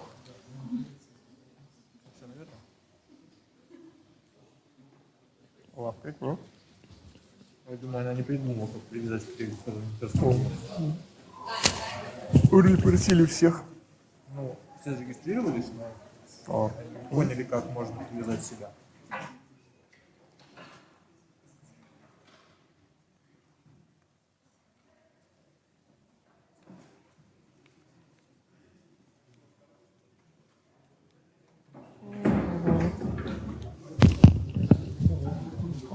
Okay, so welcome back to our next half of our very big session. And today, first speaker will be Alexey Shaitan. He is corresponding member of Russian Academy of Sciences. You see, he's very young, but already corresponding member. And he is originally a physicist, again, another physicist. So we have several physicists here. So he's get his diploma in condensed matter physics from physical department from Moscow State University just in 2007. And after that, he was joining our department, and he was interested in chromatin organization, but binding his physical background with the biology, he finally found a very interesting piece of science, which is molecular modeling of chromatin organization. And he got very interesting results doing molecular modeling. So, Alexey, now please, is your time. Yeah, good afternoon, everybody. Thank you so much, Olga, for the introduction and for the invitation. It's definitely an honor to open this afternoon session. We're now switching gears from the exciting talks about ribosomes to transcription, to genome organization. So I'll talk a little bit about the problem of understanding chromatin, and then I'll try to show how cryo-electron microscopy is helping us, what are the limitations, and how can we solve those limitations with molecular modeling. So because it's the first lecture of the session, I took the liberty to do some introductory slides about what the big challenge is. So here you see the eukaryotic cell, and here's the nucleus of the eukaryotic cell. So one of the biggest challenges of this century, as I see it, is to understand how the genomic information that's encoded in the genome and that's positioned inside the nucleus leads actually to the functioning of the cell, how it governs the functioning of the cell. So the cell nucleus, here you can see an electron microscopy picture. It's around 10 micrometers in size, and for the human genome, around 2 meters of the DNA are compactly condensed there. So we see here some parts of stuff we call chromatin, euchromatin, which is less compacted stuff, heterochromatin, more compacted. Then there is this nucleolus, where basically the ribosome biogenesis takes place. Now, this year, we were celebrating actually 80 years since the discovery of the DNA double helix. That was back in 1953. So it took another more than 20 years just to understand what are the basic building blocks of eukaryotic chromatin. This is the picture from 1974 paper by Don and Ada Ollins, where they first managed to see those tiny round-shaped particles, which they called new bodies, and now those new bodies are called nucleosomes. Around that time, Roger Kornberg actually determined the main proteins, the histones, that comprise this nucleosome particle. Now, because nucleosomes are quite some big particles, it took another 25 years. So last year we were celebrating 25 years of the first structure of the nucleosome, atomic structure of nucleosome, which was determined by Caroline Luger. And the excitement of this work, it took, I think, around 12 or more years for Caroline Luger to actually find the conditions where she could crystallize the nucleosome and get its atomic structure. So here you see if you print out those histone dimers and they assemble like key and lock, and then you can basically form the nucleosome particle. But this video is a bit misleading because actually nucleosomes, they are dynamic. We'll speak about it a little bit later, but now I want to draw your attention to the fact that nucleosomes and higher order chromatin structures, they are in a very inconvenient size range for many methods. So because the nucleus and even the nucleosomes are dynamic and the chromatin is dynamic, it was very difficult to use X-ray crystallography to get the structure of even the nucleosome.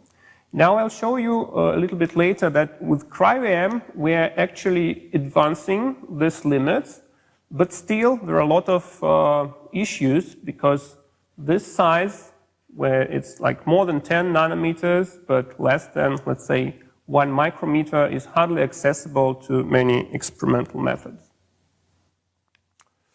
Okay, so I'll focus mainly on nucleosomes and supranucleosome structure of chromatin, where the structural biology is giving us some interesting results these days.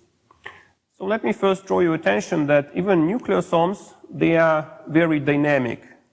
So the crystal structure that you've seen on the previous slides, there was a lot of efforts invested in actually selecting the correct DNA size, the correct DNA sequence in order for the nucleosomes to be crystallized. In reality, there are a lot of dynamic motions even within the nucleosome. So there's DNA unwrapping, some histones are exchanged either with special remodelers, ATP-dependent remodelers, or just due to transcription, and different also various dynamical modes such as nucleosome sliding are taking place. And all these processes, they have direct functional relevance, let's say in regulating transcription, in allowing different transcription factors to bind, in allowing for the ATP-dependent nucleosome remodeling machinery to slide those nucleosomes.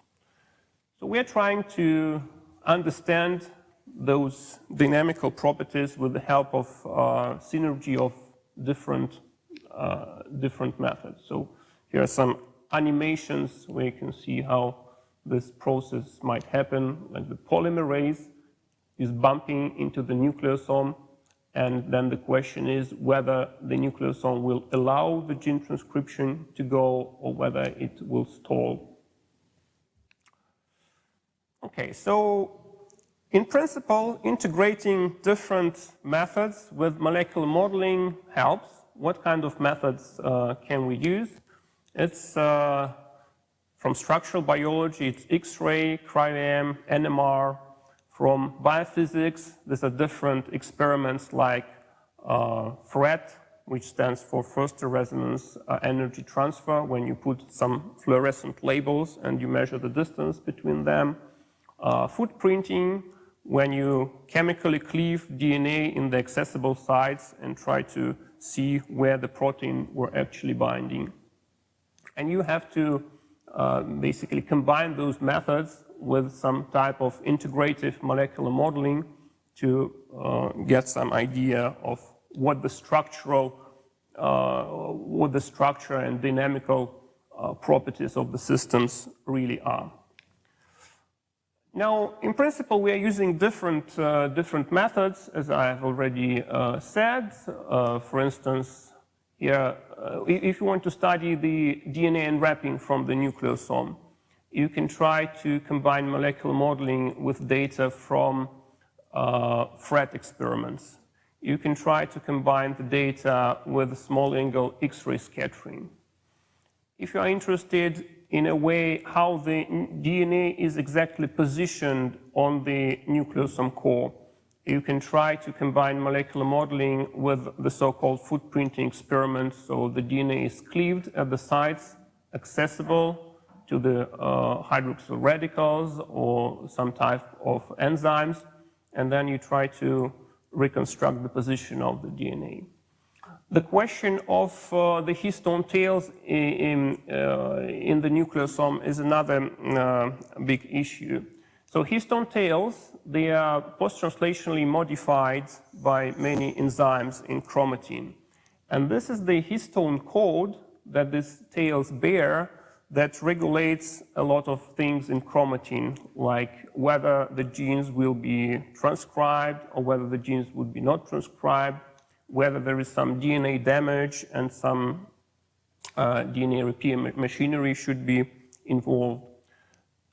So in order to understand how the dynamics of the histone tails happens, we try to combine, first of all, molecular dynamics simulations combined with NMR data experiments, because this seems to be the only source of information that can give us some information about the disordered tails. So I gave you some overview of different approaches, and now I'll focus mainly on what cryo-EM is giving us these days. And then I'll show you how some limitations of the cryo-EM structures may be overcome with the use of molecular modeling. So we recently published a nice overview of all the structures of nucleosomes and their complexes that are now in the protein data bank in PDB. So here you see the timeline. This is the first nucleosome structure. And this is the point where the cryo-EM revolution actually entered the chromatin field. And you see that just during the last few years, we are getting more structures of nucleosomes and their complexes than we got in probably 20 years before that. However, there is some small drawback, is that the median resolution, you see, it's increasing. So the resolution is worse. We have now more information about different complexes, but we lack molecular details, atomistic details of those complexes. Now here is an overview of different big complexes that you can now find in the protein data bank. And indeed, some huge complexes with the size of megadalton are now accessible. For instance, nucleosomes engaged by those big remodeling complexes that actually move nucleosomes along the DNA. There are structures of different complexes that engage with histone tails and put some post-translational modifications, read them, erase those modifications. And well, there are some other interesting complexes like nucleosomes with polymerases that are trying actually to transcribe through the nucleosome. So indeed, the structural biology, the cryo-EM revolution is changing our abilities to see those big complexes. So we thought, how can we make use of a lot of structural information that's accumulating in the PDB? And we came with an idea to actually try to characterize in a systematic way the geometrical properties of all the nucleosomes and all the complexes that you have in the PDB. For the nucleosome, it's relatively easy because the nucleosome particle has some defined geometric axis. It has, the first axis is this superhelical axis, so the DNA is like a spool, wrapped around a cylindrical surface of the histone octamer. And then we have another axis, which is a symmetry axis, because the histone core has two pairs of each histones. It actually bears internal twofold axis symmetry. And if you define systematically this axis, you can make those footprints that characterize the geometry.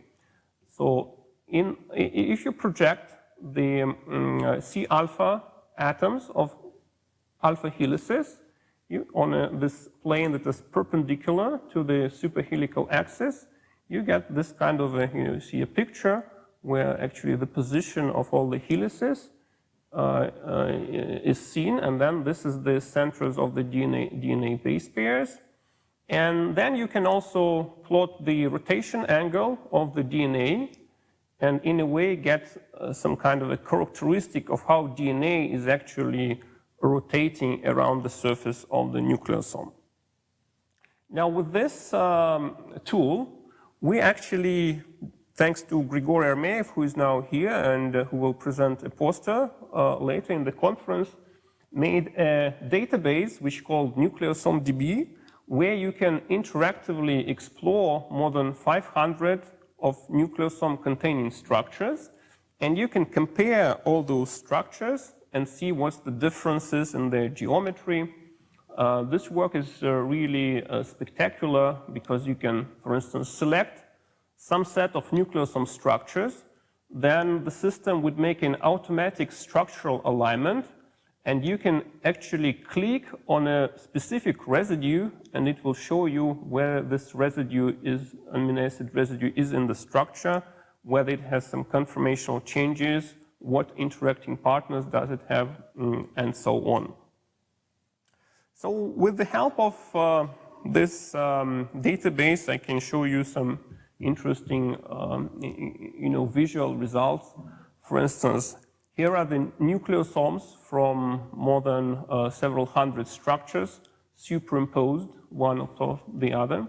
And you can see what's the conformational ensemble of different DNA conformations that can be sampled in PDB. So here's another interesting way to, analyzing all the structures en masse.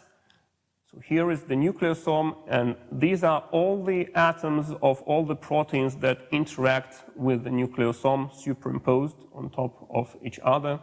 And you can see this kind of, interactome of the whole nucleosome. What you can do then with this analysis is you can try to decipher what are the key patches, key surfaces of the nucleosomes that interact most with different motifs in the chromatin protein universe. Now what else you can try to do is you can try to see what's the dynamical variation of, for instance, histone helices that you can find among the hundreds of nucleosome structures. So interestingly that currently, if you look at the cryo-EM structures, you can see some dynamic variation of the histone octamer, and there are some clues that some helices have more fluctuations than others, but still, as I can show you later, molecular modeling gives us much more variable dynamic picture. And so now I'll briefly sum up some limitations that we think we can overcome with molecular modeling. So definitely cryo-EM gives us much more possibility to sample the dynamics, but still the dynamics that we see in cryo-EM structures is still limited, and especially this corresponds to some small atom scale dynamics, which, as I can show you, may be important for nucleosome functioning. Often we have the structures, but still we do not immediately understand the function. So here's a nice example. This is the nucleosome, and this is a big, big complex that manages somehow to take one histone dimer from the nucleosome and replace it with the other. So we have the structures, but we still, from the structure, do not immediately understand basically how it happens and how the whole process proceeds.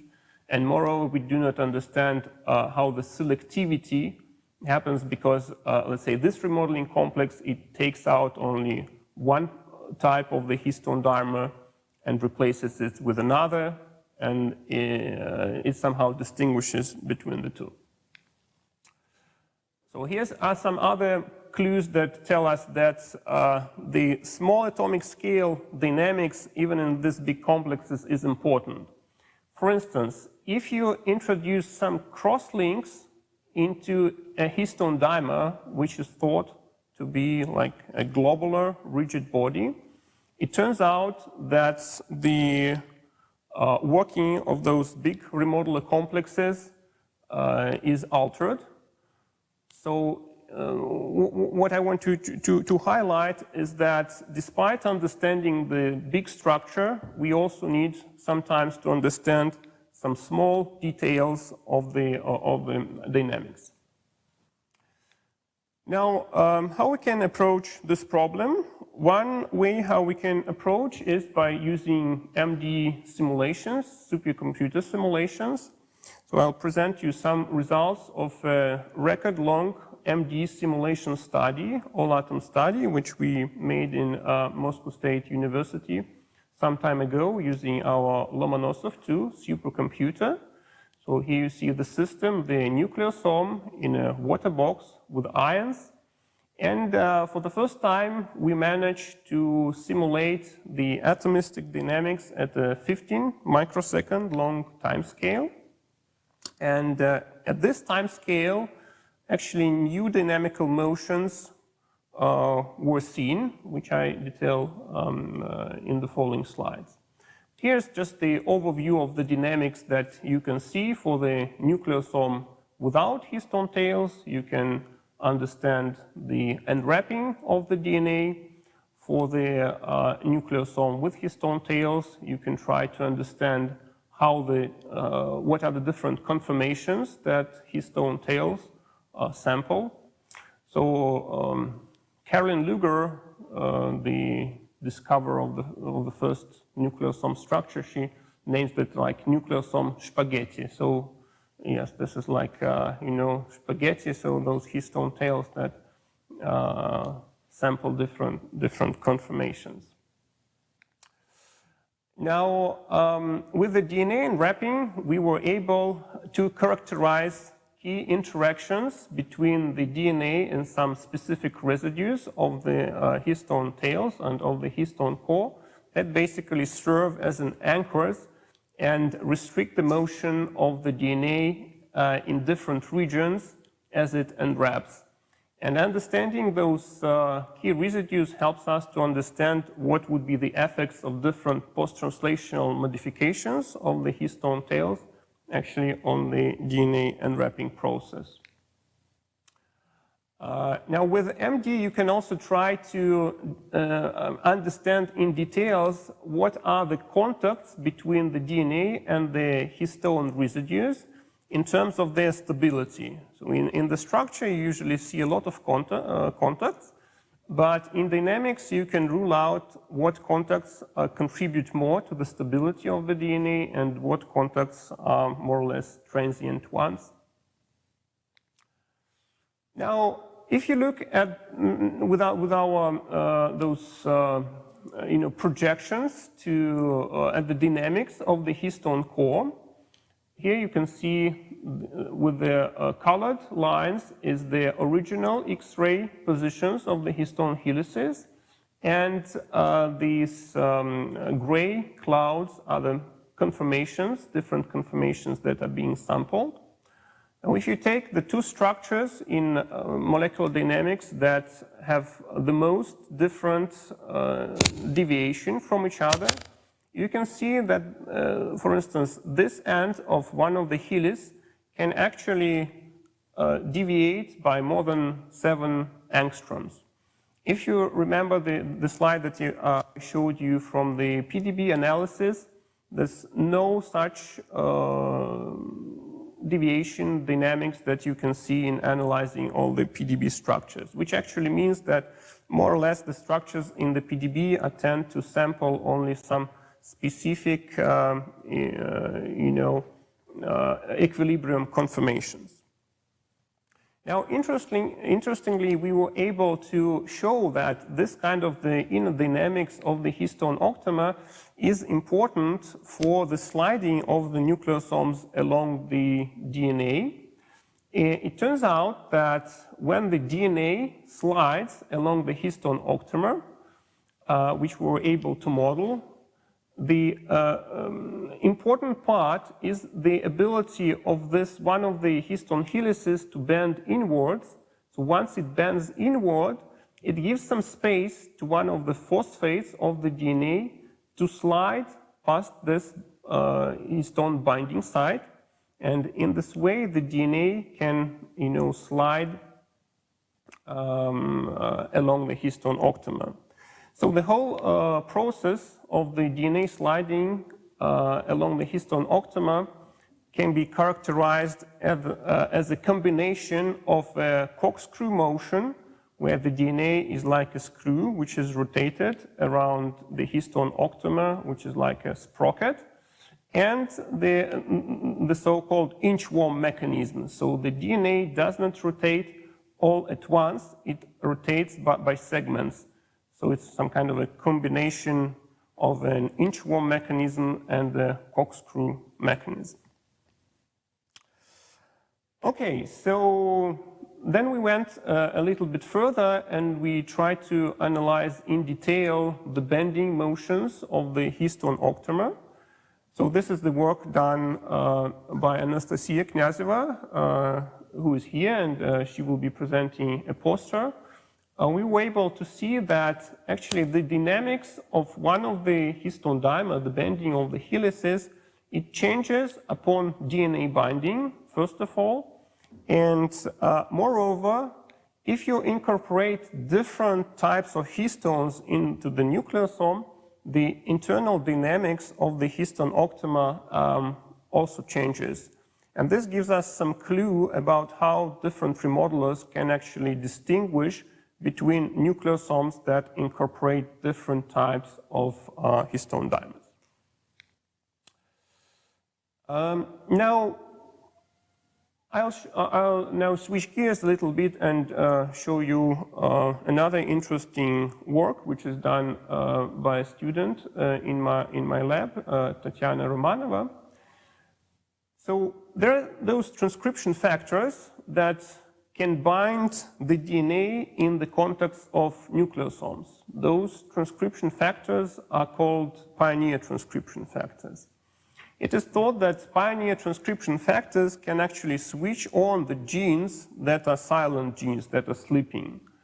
For instance, the famous cocktail of transcription factors, the so-called Yamanaka cocktail, that is able to reprogram cells into the pluripotent stem cells, it actually contains those two pioneering transcription factors, SOX2 and OCT4.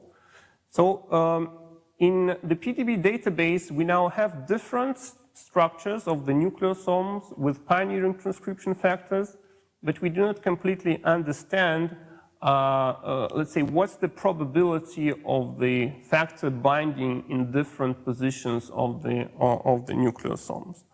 So again, here this molecular modeling is one of the ways where you can try to sample different positions of these factors on the nucleosomes and make some predictions where actually the pioneer transcription factors can bind and then experimentally test it. So I think I'm running out of time, and that's the last slide. I'd like to thank all my colleagues and students working with me: Grigor Armeyev, Anastasia Knyazeva, Anna Gribkova, Tatiana Romanova, and Nikita Motorin. Grigory and Anastasia have posters in this conference, so I invite you to visit them. Thank you so much. Okay, Alexey, thank you very much. We have time for only like 2 short questions. Yeah, thank you. As far as I can understand, there are more than one nucleosome in the genome. And are there any structures or models of interacting nucleosomes, or do they interact? Thank you for the question. Yes, really, the question of the supranucleosomal chromatin structure, is one of the questions that have been discussed like for 40 plus years. We have in the database actually different structures where, let me probably try to, here they are. You see, up to 6 nucleosomes are now investigated by Cryo-EM. But the problem is the DNA that you put in this system actually determines the conformation. So we are not sure that this really corresponds to what happens in the genome. Any more questions? Okay, thank you very much. Thank you, Thank Alexey. you so much. And now our offline part actually ends, and we will have 2 more online talks. And first of these talks is the talk of Vasily Studitsky. He's professor from Fox Chase Cancer Center in Philadelphia. And actually, he was establishing the laboratory here in our department. And I believe that this laboratory, and because he was working on chromatin, it inspired Alexey Shaitan for his work. So here we see Professor Studitsky. He also came from biology department. He got his diploma from molecular biology, and now he's the head of the lab. And please, now you can tell us your story. Can you guys hear me? Yes, we can. Okay, great. I will share my screen now. Okay. All right. Let's see if it works. Okay. Do you see my presentation now? We do, but we need to switch your presentation and so we like to see you, but probably we need to see your presentation. Yes, now everything is okay. Okay, everything is good now. You can hear me, you can see my presentation, right? All right, so yes. I'm starting. Okay, thank you for the nice introduction, Olga. And actually, I would like to thank all organizers for giving me a chance to present our data. So today I will be talking about the role of histone chaperone and anti-cancer drugs vaccines in genome. My timer, so I'll monitor myself. Okay, in genome dynamics and cancer biology. Okay, I'll also try to make my face visible. Oh, okay, I can see that. All right. Okay, so I just would like to remind you, Alexei did a nice introduction on the nucleosome structure. I just would like to remind you that, you know, this is a basic minimal unit of structural unit of our genome.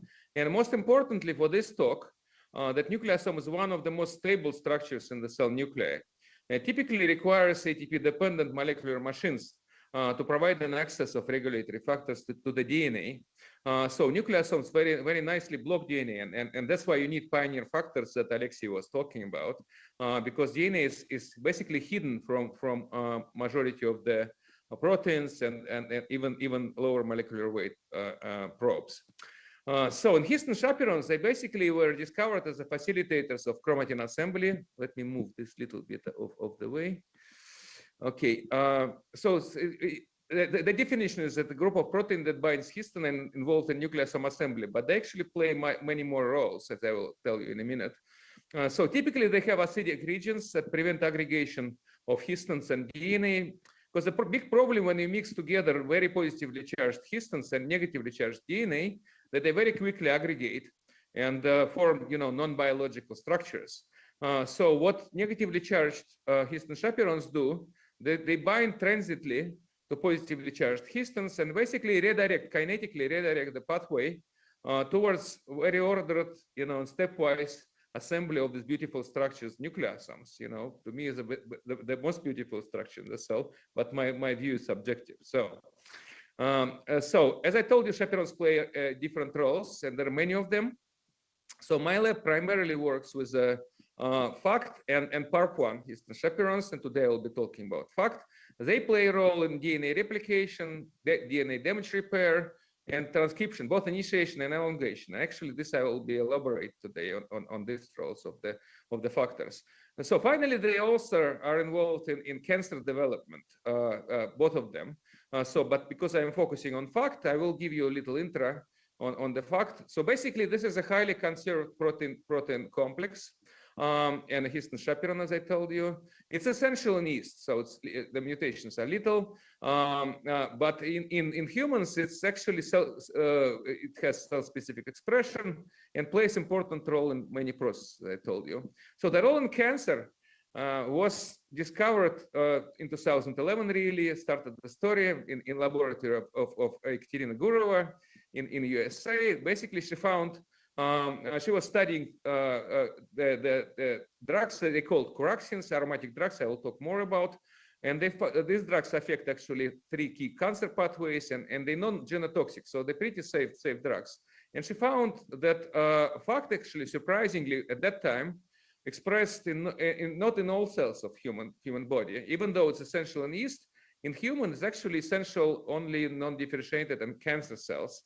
So, and that's actually immediately raised the question about FACT being a target, and turns out to be really target for this drugs coraxins, and also a potentially important target for other drugs to be developed. Okay, so that's what I will be talking about today. I'll be moving at fast pace because a lot of stuff I need to talk about. I'll give you some interest and we'll focus on one story. I'll tell you a little bit about a role of FACT in transcription initiation, where we actually discovered ATP-independent chromatin remodeling or chromatin reorganization, as we call it. So I will talk about interaction of this anti-cancer drugs coraxins that I told you about, on FACT localization and 3D genome structure. And really we'll go a little bit more in detail on more recent studies from my lab and my collaborators, basically on the actual mechanism of the nucleosome unfolding, this amazing mechanism of ATP-independent chromatin unfolding that we discovered a few years ago. So, so basically, just to introduce you the main players, the human FACT and yeast FACT, they are highly homologous proteins. Basically, the main difference is that in human FACT, there is HMGB-like domain, positively charged protein domain, that actually integral part of the protein.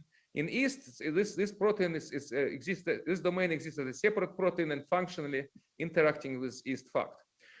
So basically, only yeast FACT has a separate HMGB-like protein, and human FACT contains it intrinsically in the structure. So initially, I was interested in FACT action during initiation because it actually has 2 phases as a protein complex itself. So in transcript elongation and replication, it actually facilitates nucleosome survival, so it stabilizes the nucleosome. So supposedly it's a smiley, a good role, right? But then initiation, it plays a seemingly opposite role. It actually facilitates nucleosome loss or destabilizes the nucleosome. So this is the evil face of the fact. And nobody understood at the time we started our work what actually the difference is, how we can explain the same factor working differently. So we initially studied role of fact in transcript initiation and basically discovered ATP-dependent independent chromatin remodeling. So basically, every nucleosome on gene promoters have to be disrupted or displaced for transcription initiation to happen, because as I told you, they're blocking access of factors, including RNA polymerases. So the no players in this process, everybody knows about them, the sequence-specific transcription factors that Alexei mentioned, histone variants, histone modifications, and ATP-dependent chromatin remodelers, right? So specifically, the role of fact was discovered in a beautiful study from Dave Stillman lab, our collaborator. They found that it's actually required for nucleosome destabilization and histone eviction at the promoter in yeast, together with sequence-specific transcription factors and ATP-dependent remodelers. So what interestingly, fact only transiently bind to nucleosomes during the transcription initiation. They found that using cheap and time courses with chromatin immunoprecipitation. So it's basically not required after histones have been evicted from promoter. So our hypothesis, original hypothesis, was that fact is actually first identified ATP-independent chromatin remodeler that can destabilize nucleosome and facilitate histone eviction that actually conducted by other factors, probably chromatin remodelers. So that's what we evaluated using single particle thread approaches, electron microscopy approaches, and I will tell you some of the story. So initial studies, set of studies, I don't have time to go through. I will just give you conclusions. So basically, what was discovered is ATP-independent, highly cooperative, and reversible unfolding of nucleosome by yeast fact. And it turns out to be, it actually requires the separate this NHP6 protein I told you about. That's the HMGB-like protein that's different between human and yeast. So without NHP6 protein, both yeast fact and human fact moderately stabilize nucleosome. So that's the usual chaperone function that was known for several decades for chaperones, right? For histone chaperones. So it's actually yeast NHP6 protein that can convert fact from nucleosome stabilizing to nucleosome unfolding complex. So basically, both of this, human and yeast, can unfold nucleosome if this factor is provided. So this activity is evolutionarily conserved. So in modeling that was actually conducted together with Alexei Shaitan and single particle thread together with Alexei Feofanov showed that unfolding is nearly complete. So basically linearized DNA, fact linearized DNA. So the mechanism was quite amazing, how you can reversibly unfold such a stable structure. And that's what we dedicated a big part of our efforts recently. And the first part, it was done actually by Anastasia Sivkina, who is now defended her PhD in the lab of Sergei Razin, working right now. So what she found that basically really, when we look at the, this work was done in collaboration with Alexei Feofanov and Olga Sokolova. And we saw essentially linearized nucleosome together with fact present in one complex. And Anastasia was able to identify some densities in this picture and build some model. So even up to atomic resolution at some part of the model, but this is all hypothetical. Okay, so we need to verify this model, and it's published, but it's not entirely completely evidenced, right? So again, I will just give you conclusions because I don't have time to go through this work. It turns out to be that all complexes, fact with NHP6 and with nucleosome, adopt a range of closed and open conformations, so they're highly flexible. So NHP6 interacts with the C-terminal tails, negatively charged tails, as expected, actually. So in actually inducing the more open conformation on fact itself without nucleosome. So NHP6 turns out to be affecting both fact structure and nucleosome structure. We knew previously that it actually affects nucleosome structure, but together with fact in highly cooperative manner, So basically unfold nucleosome, and we looked at some intermediates that I will show you in a minute. So the most importantly from this work, the data suggested that fact-dependent nucleosome unfolding proceeds through a series of energetically similar intermediates. So where fact is a key player, it actually replaces DNA histone and histone-histone interactions and stabilizes the unfolded structure. So this explains two things: ATP independence, because it's a transition between energetically similar complexes, and easy reversibility of this process. Because if you just put DNA, you take fact away, you completely recover nucleosome with all histones. So this is absolutely amazing factor that can actually reversibly uncoil the nucleosome. So, but the main question was solved. It turns out to be that the two phases of the fact, they're present because of the presence of an NHP6 protein in one of the complexes, but not in another. So when you want to unfold nucleosome in transcription initiation, you need facilitated access of regulatory protein, you need a DNA binding protein NHP6. If you don't have it, both human and yeast factor have typical histone chaperone activity, stabilized nucleosomes, and basically this is probably assisted by the other protein complexes that we're studying right now. Okay, so this was a solution for the original paradox in this field. And previously we were actually studying the mechanism of fact action during transcript elongation, not initiation, but elongation. So in initiation, I just told you the story, there's unfolding of nucleosome. In elongation, fact actually binds to the open intermediates through C-terminal tails, negatively charged tails, with histone in the unfolded, uncoiled nucleosome, and actually works as a typical chaperone, kinetically facilitates transcription, facilitates nucleosome survival, and probably works similarly in replication. So that was our previous work. I'm introducing it to you now because actually now I'm shifting gears and going to curaxins, these anti-cancer drugs that I mentioned in the beginning of the talk. So they all actually aromatic compounds. They all intercalate in DNA, but actually only one of them is clinically relevant. This 137 is a clinically relevant compound. Now there is actually clinical trials going on it. So as I told you, they affect the key cancer pathways and actually induce fact trapping in chromatin. So we were wondering what the mechanism of the trapping and what the mechanism of action of these drugs. And again, I don't have much time, so I'll just give you the summary. This work was done by Han-Wen Chang, a very talented postdoc in the lab. What she found that basically fact together with curaxins, they also unfold nucleosome, surprisingly to us.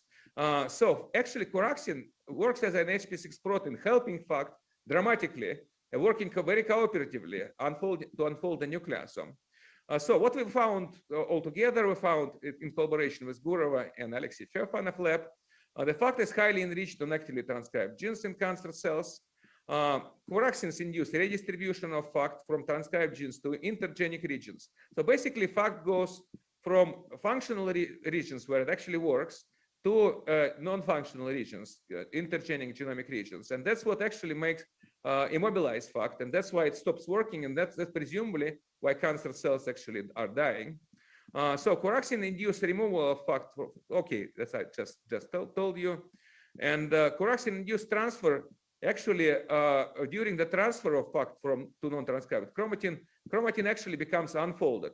And, okay, so that's important part of the mechanism. So again, comparing action during transcription when it normally binds to transitly, right? What happens if you have curaxins? They will trap fact on inactive chromatin, and passively fact is removed from the active transcribed regions. So they actually create false targets for fact, inducing its trapping from within inactive genomic regions, and that we show directly with genomic approaches. Okay, so another graduate student in the lab, Ekaterina Nizovtseva, she's in Harvard now, in collaboration with Gurova and Razin lab, actually looked at what low concentrations of curaxin do, and that turns out to be that curaxin actually increases the distance, between the DNA linkers at low concentrations. So at all concentrations, curaxin affect chromatin structure. So they induce formation of more open chromatin structure and strongly inhibit communication between enhancers and promoters, both in vivo and in vitro. So basically, they preferentially inhibit highly expressed enhancer-dependent genes in cancer cells. So that was another important function of coraxins during basically in cancer cells. So looking at what coraxins doing in cancer cells altogether, at very low concentration, lower than 1 microgram per ml, very clinical concentration, they induce chromatin unfolding. Then they actually, you go still clinical concentration about 1 to 5 micrograms per ml, they start to unfold nucleosome. And as they accumulate in cancer cells, they actually induce histone loss, and they mess up. At this stage, they also actually change interdomain interaction and chromatin fiber structure. So basically, at this stage, the cancer cells metabolism is gone basically, and cancer cells just cannot survive anymore. That's presumably the mechanism of coraxin action. So to look at the mechanism of unfolding of nucleosome by coraxins, in fact, we've done collaboration with Olga Sokolova lab, with Alessia from her lab, and Anastasia from my lab. So basically looking at the electron microscopy of coraxin nucleosome complexes. In this case, we study human FACT, and we also saw different complexes, open and closed. And actually, we discovered one complex we didn't see with East FACT, which we called compact. Turns out that in this complex, there is a fourth density, number 4 density, because normally we just see 3 densities in East FACT, right? In human was density number 4 in one of the complexes we called them compact. And basically, we resolved a new FACT domain. So once we've done 3D reconstitutions of the FACT complexes, we found, so this is without coraxins. Okay, this was just looking at FACT. We identified this domain tentatively as SPT16 NTD domain, and interestingly, it only visible in closed complexes. So we proposed it has to dissociate for FACT to form the open conformation. So it initially forms closed conformation, then it opens up, and only open form presumably can interact with the nucleosome. So this can be a functionally important and possibly regulated event in FACT action, but we don't know this yet. This is just a hypothesis. Okay, so this domain only present in closed conformation. In dissociations allowed formation of the open complex of FACT. So to further identify this domain, we did a mutation in the FACT. We created a deletion domain, deletion version of the protein, and indeed we don't see the compact complexes anymore. We don't see the force density, and we doing reconstitution, we compared the complete FACT with the mutant FACT reconstitution, and we identified SPT16 and NTD density as missing in the mutant complex. Okay. So this was to confirm identification of the new domain that we saw, and then we looked at what we really were interested in: what actually happens during FACT interaction with nucleosomes. And you can see that we saw a range of intermediates, putative intermediates, from completely unfolded nucleosomes to completely folded nucleosome complexes with FACT. That's what it turned out to be. So we actually our resolution allow us to identify the density, because luckily for us, recently Karen Luger's lab published a high-resolution cryo-EM structures of FACT complexes with subnucleosomes. So in this case, it's only a complex with a nucleosome containing 79 base pair of DNA, but it looked very similar to our complete complexes, some of them. So that allowed us to build a model of FACT nucleosome complex, complete complex in this case. And identify the primary electron densities of the complex. So this actually allowed us to go back and recapitulate the pathway, putative nucleosome unfolding pathway, because we were able to identify the densities in this complex and in this complex, and then we can see what happens. So what actually happens that presumably coraxins destabilize the end of nucleosomal DNA, and I will get to this model in a minute. Okay, so we also build the models of the unfolded FACT nucleosome complexes. You can see the DNA is nearly linear, and we can see that density in the complex, in addition to FACT domains, there's also a density which we identified putatively as a histone hexamer. So that's a difference between East and human FACT. In East case, there's only tetramer survives, and human FACT unfolds nucleosomes a little bit differently. Okay, so so that's the mechanism. So basically, you need to dissociate this new domain that we identified, SPT16 and NTD. So for fact to open up, and this open conformation can interact with nucleosomes destabilized by Curaxin. So together, they form complex, regressively unfolding nucleosomes, and eventually going to the completely unfolded form that we see as a dominant in case of the Curaxins and FACT. So Curaxin and FACT alone don't do much. Okay, so they need to be together. I will emphasize the cooperativity, high cooperativity of this process. All right.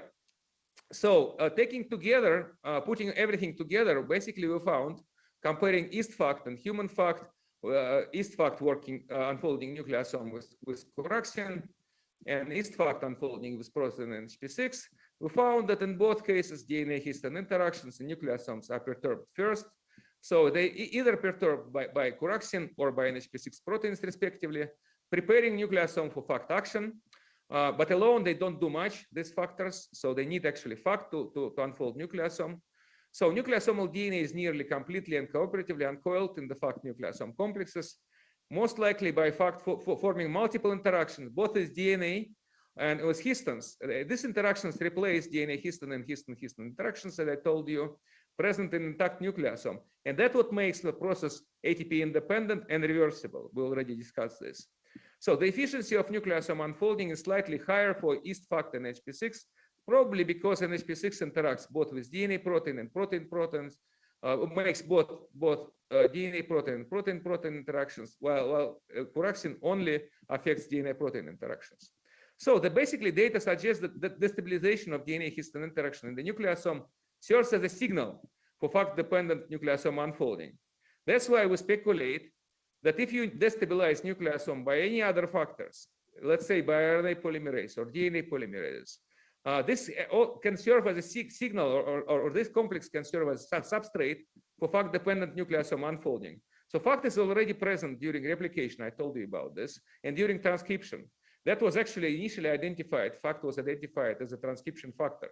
So basically, if you have POL2 destabilized nucleosome, RNA polymerase 2 destabilized nucleosome, it becomes a substrate for FACT, for unfolding actually by FACT. So you presumably don't need any NHP6 protein. And therefore we proposed in this work that basically RNA polymerases can unfold nucleosome. So we actually get back to the old model proposed by very famous chromatin researcher, Van Holt, in 1992. We still don't have evidence for this, but at least we have, we have some good indication that it's likely to happen in transcription. So we're studying this now. So another interesting application of the studies related with zDNA formation, zDNA formation. So this form of DNA is formed when you put Curaxins to the cancer cells. This is detectable in the cells, and it's actually dramatically enriched in cancer cells when you have Curaxin, treat them with Curaxin. Okay, so but actually it's very difficult to explain, because normally zDNA formation is induced by negative DNA supercoiling, but Curaxins are intercalators that will relax negative supercoiling, not induce the negative supercoiling. So what we proposed as a model here, and actually this was kind of interacting with the previous Gurova model that she proposed, but she didn't have the unfolding data at that time. So we had unfolding of nucleosome by Curaxins and FACT. So we proposed that FACT and Curaxins unfold nucleosome, and unfolding of each nucleosome in cancer cell will induce a formation of one negative supercoil. So DNA will become supercoiled, and then you can explain how zDNA can be formed, okay? Because zDNA will be formed and supercoiling will be relaxed. So that's another model that we just published a Nature paper and previous work on this. So we now don't have data yet to show, but that's what we're working on right now. So this is a very interesting cancer-related project that I will be glad to elaborate if you have questions. Okay, so I already told you about people who participated in this work during the presentation. It's a collaborative study between my center in US and my lab in Russia.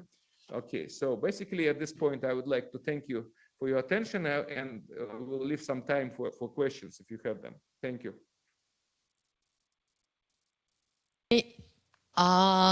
Like we have 2 more minutes for questions.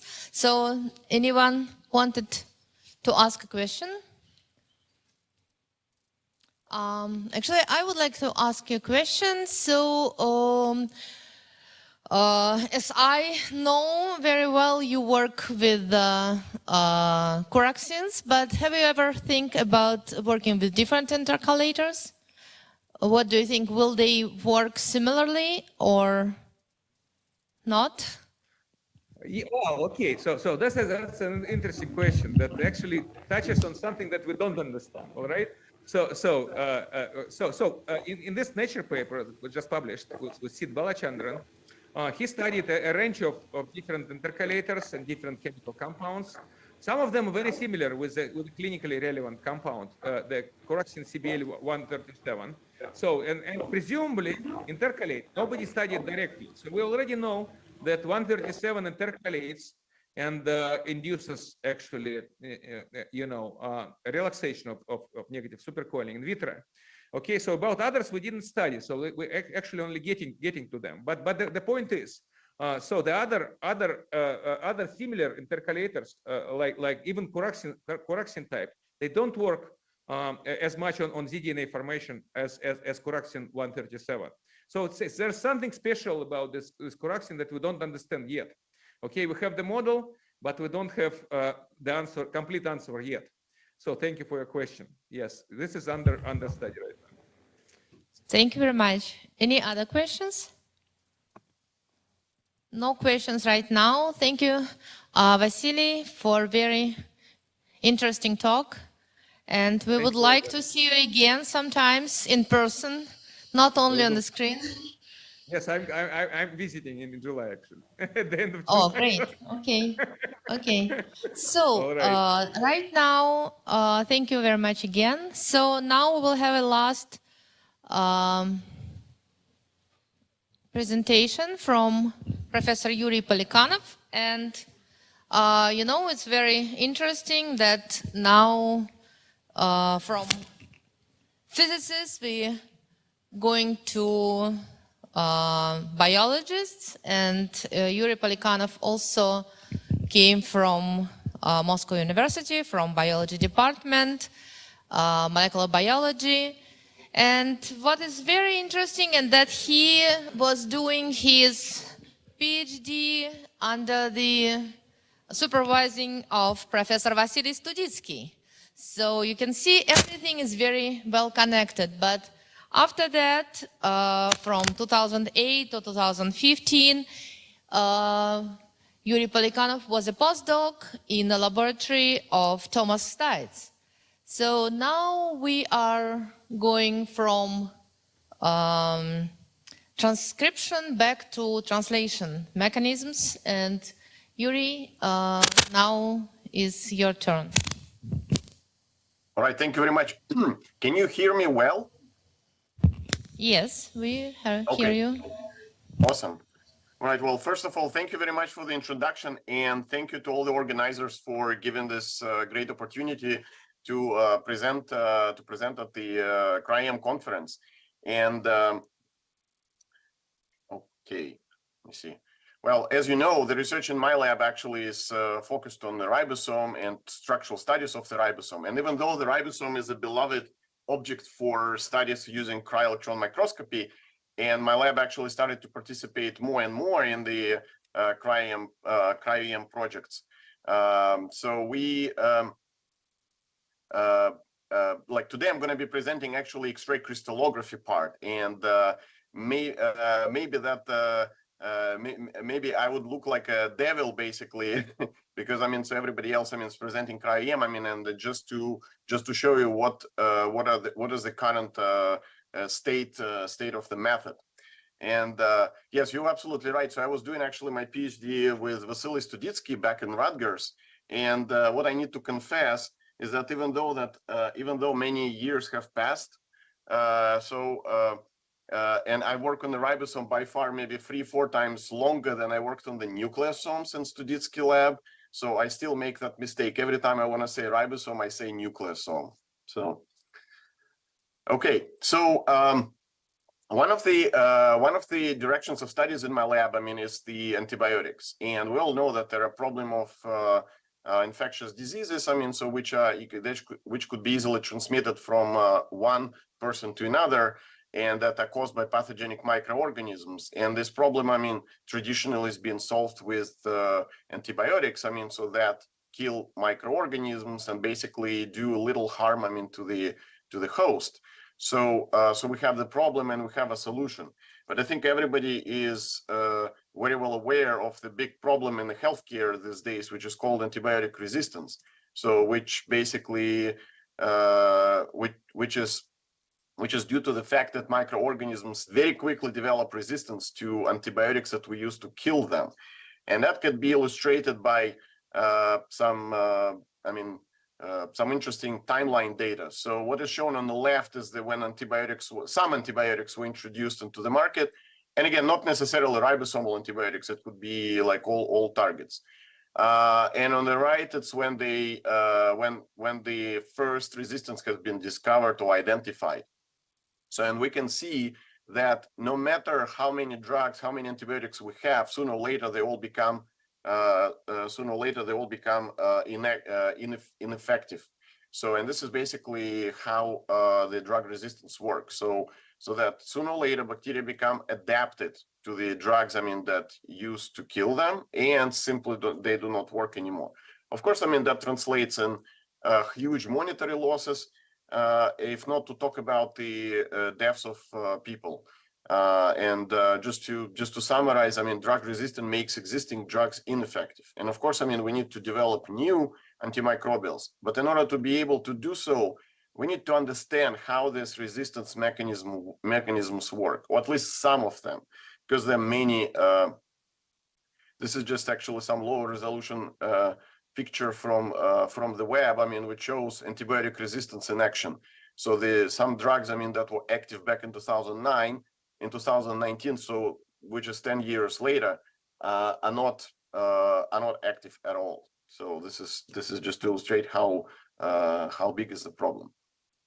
Okay, so in order to understand how to make new drugs, or how to develop, or how to improve the existing ones, we need to first understand what do they target in the bacterial cell.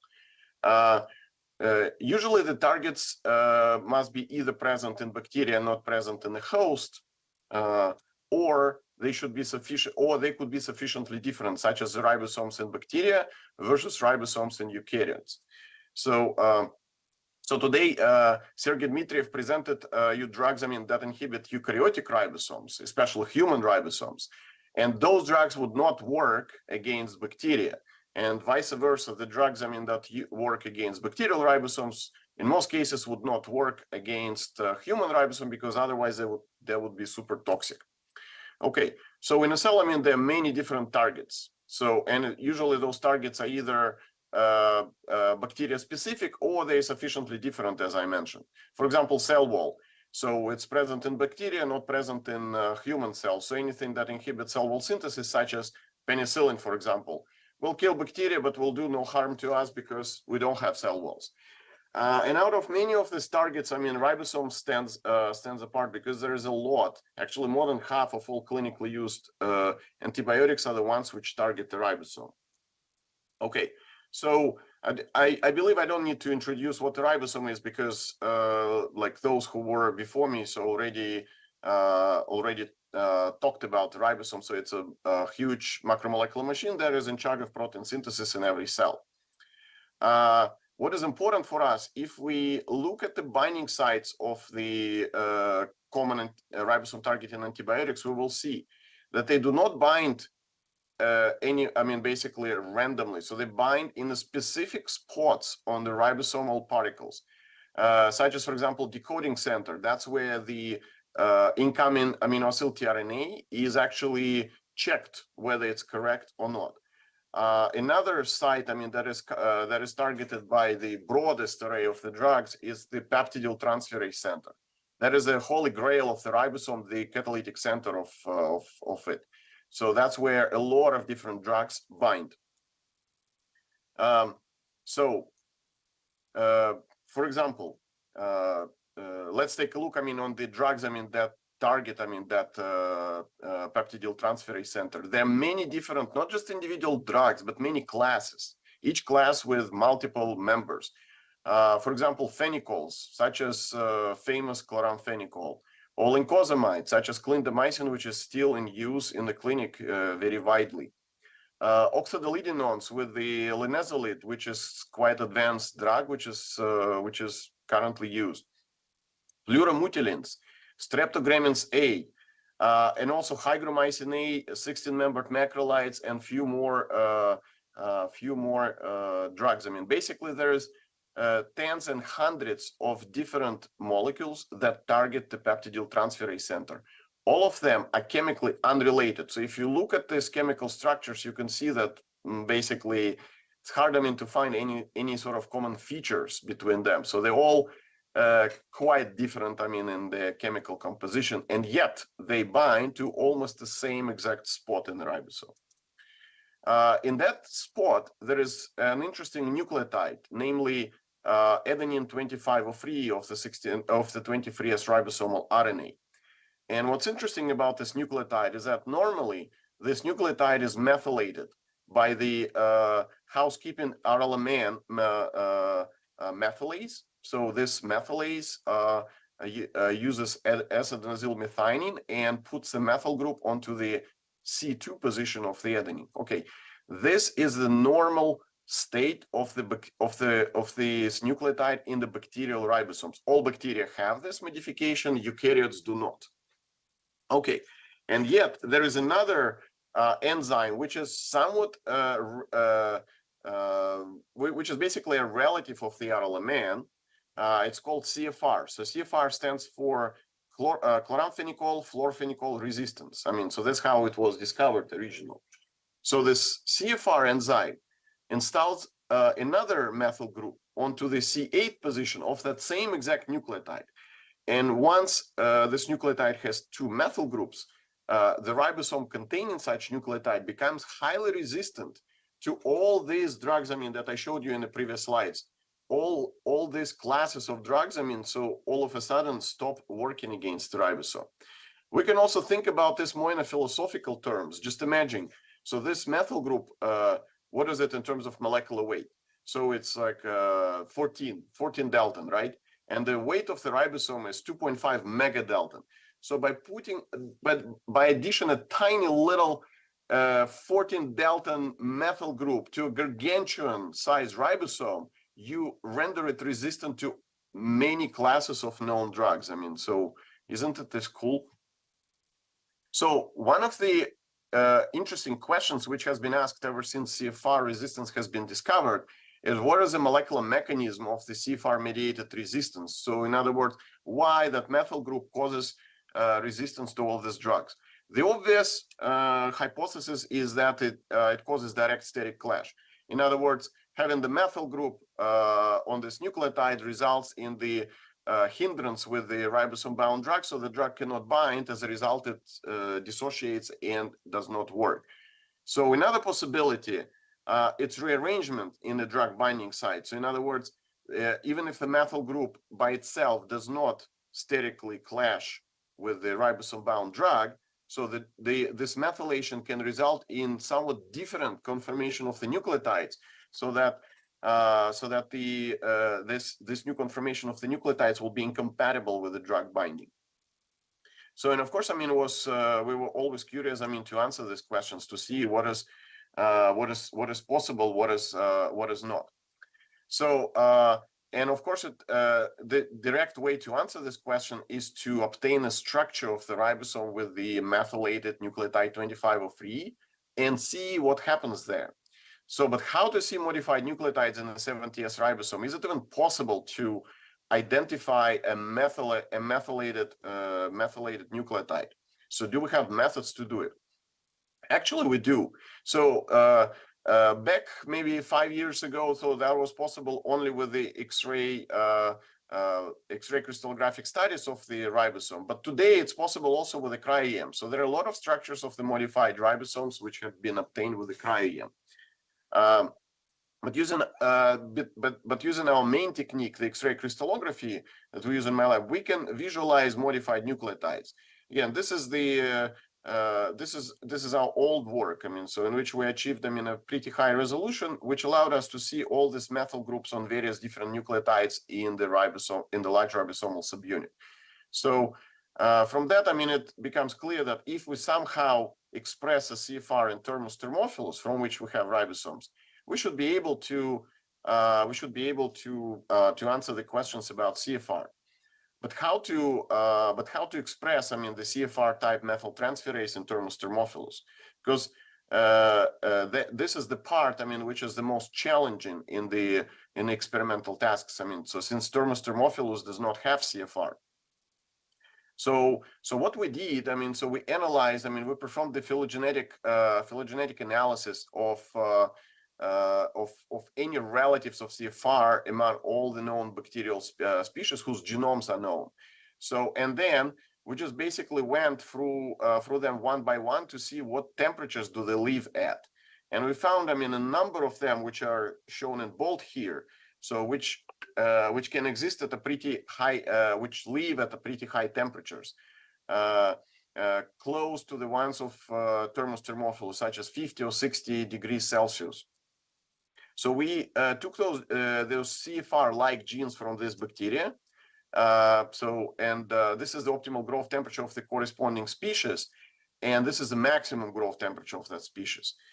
So we took the genes from this bacteria and cloned them into the vector which we previously developed for the methyltransferases. Okay, so these are the enzymes which methylate another nucleotide in the ribosome and cause resistance to all macrolides. So since we already had that plasmid, we simply replaced ERMs with each of these CFR-like genes. And the simplicity of this approach is that by determining the minimal inhibitory concentrations against the termus thermophilus, we can immediately see if the gene worked or not. So, and we can see out of the 5 chosen genes, actually 2 worked quite nicely. So we can see that the minimal inhibitory concentration increased almost 1,000 to even 4,000 times to particular drugs that target the PTC, which is likely due to the expression of the CFR enzyme in this bacteria.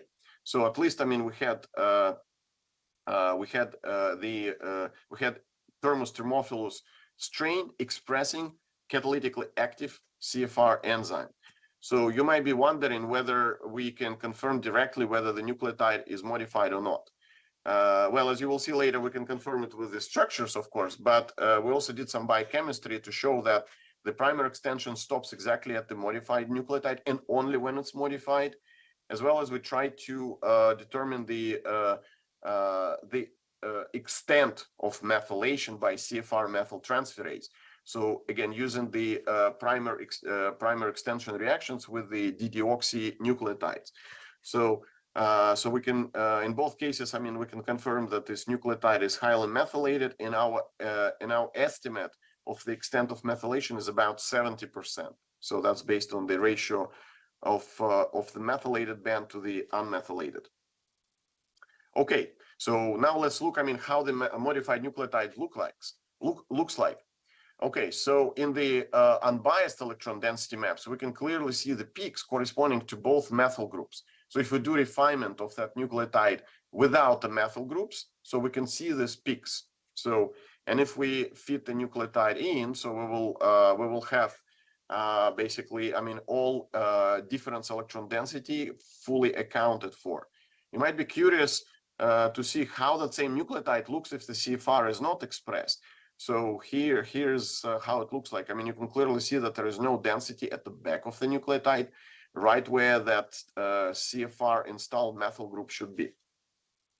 Okay, so in our structure, we also have peptidyl tRNA, so and amino acyl tRNA in the A side. So we try to mimic the physiologically fully relevant complex. I mean, so for that we used our recently developed technique for making the non-hydrolyzable stably linked peptidyl and amino acyl tRNAs. So we have the complexes, I mean, which contain not only the methylated nucleotide, but also the substrates of the ribosome. So that is the amino acyl and peptidyl tRNAs.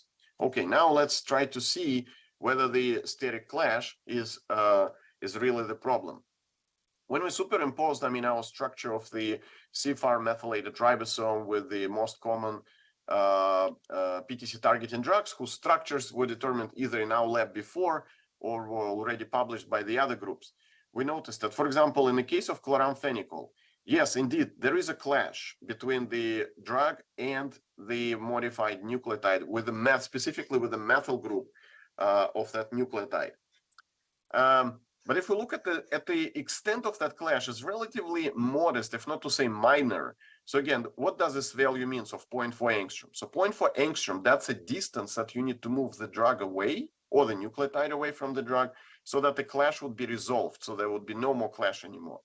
And by looking at some other structures that we have, we noticed that chloramphenicol can easily be moving back and forth by at least 0.81 angstrom.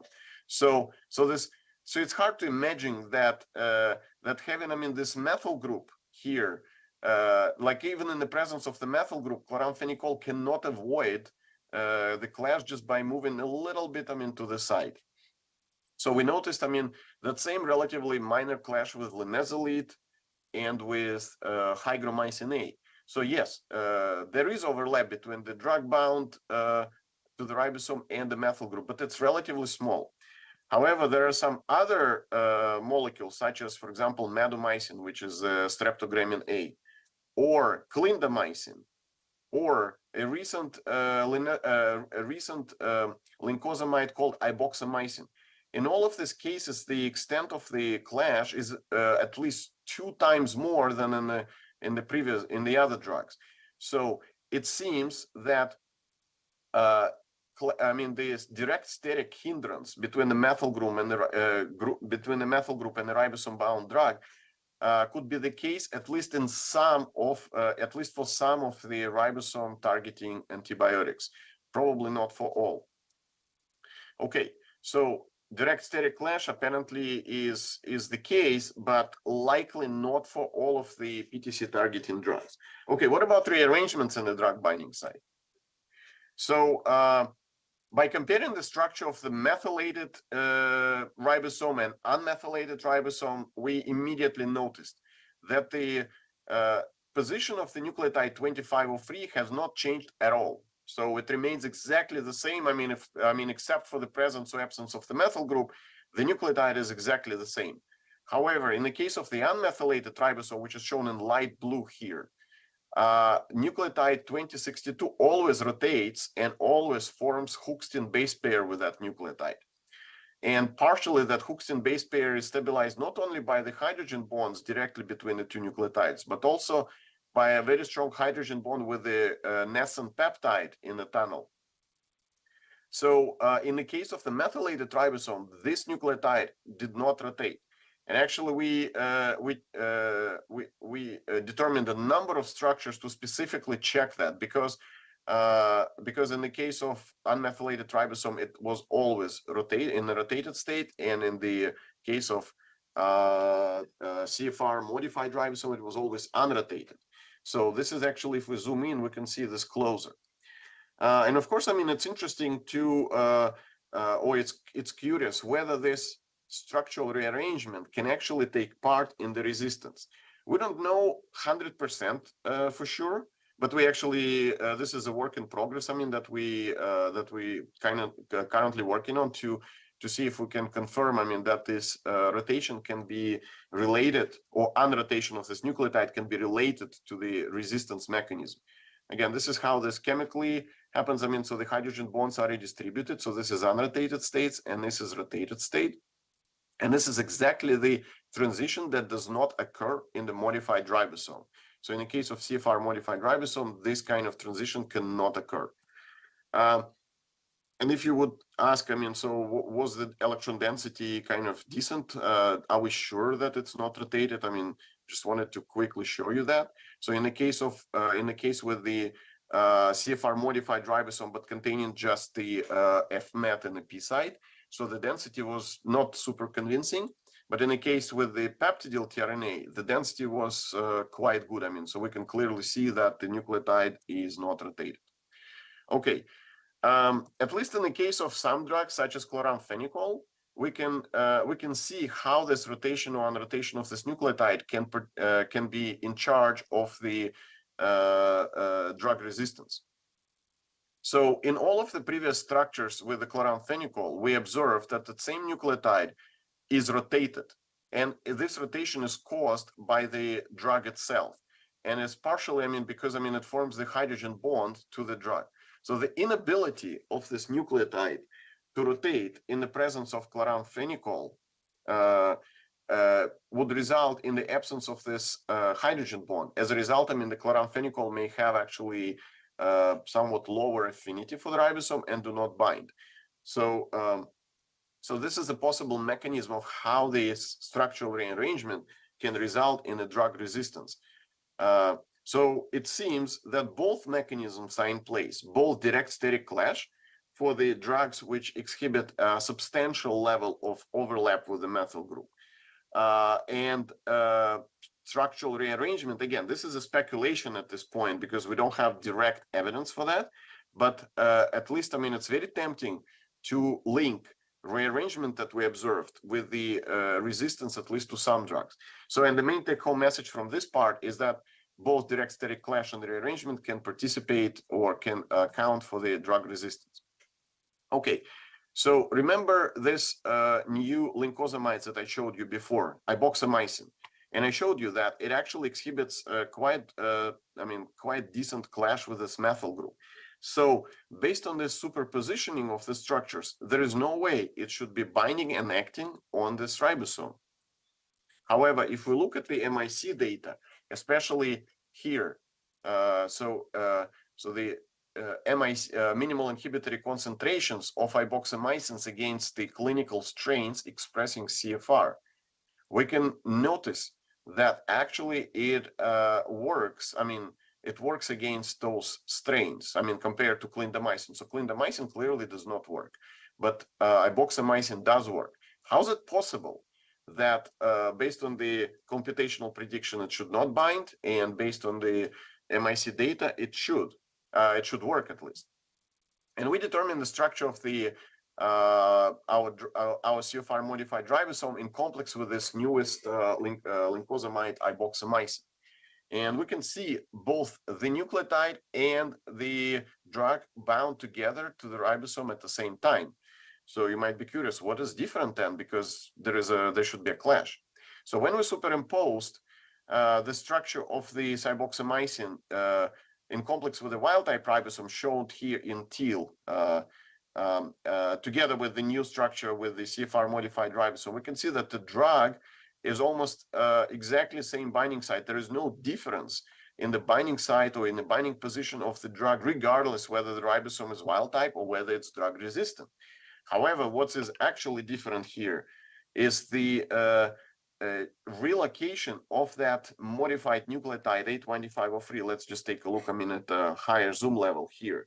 So the drug itself does not move. So the nucleotide that is modified moves. So, and this is basically a way how an antibiotic can overcome resistance.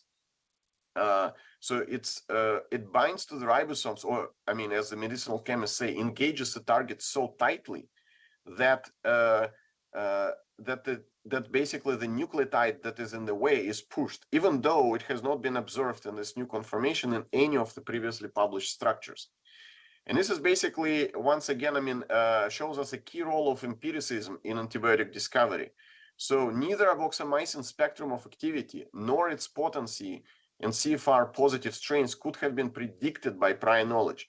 So in other words, so simply by superpositioning the drug with the two structures, one with the wild type drug bound to the wild type ribosome and the other one with the CFR modified ribosome, tells you that the drug should not be binding. And when you do an experiment, that's what I mean by empiricism. You actually see that it does binds quite well, and actually does something that there is no way it could have been predicted at this nucleotide change. Another interesting case of how the drugs can overcome resistance is the tyrosine, or 16-member representative of a 16-member macrolides. So these macrolides are quite different from the traditional macrolides, such as erythromycin or azithromycin or telithromycin. First, they have 16-membered ring. So, and also they have 2 sugars instead of just 1 in the case of erythromycin here.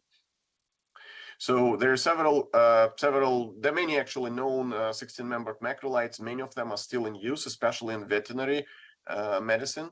So, but what is interesting about specifically tyrosine is that if we look at the published MIC data from Monkey Lab from many years ago, we can see that expression of CFR has almost no effect on the MIC against tyrosine, meaning that tyrosine somehow manages to bind to the ribosome even if it's methylated.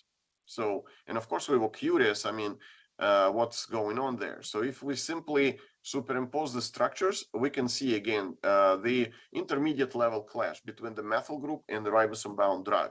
So, and again, in case of spiramycin and in case of the carbamycin, they clash. It's not, again, very decent, but it's still there. So it is unclear actually how the drug then avoids the presence of the methyl group in the ribosome. And as you can imagine, we also determine the structure with the tyrosine bound to the methylated ribosome. So we can see very well the electron density for the ribosome bound drug.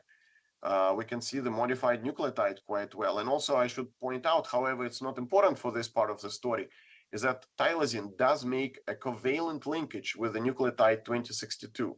So again, it's reversible, so that it just it improves, the binding affinity, but the drug still can dissociate from the ribosome because, this covalent bond, is reversible.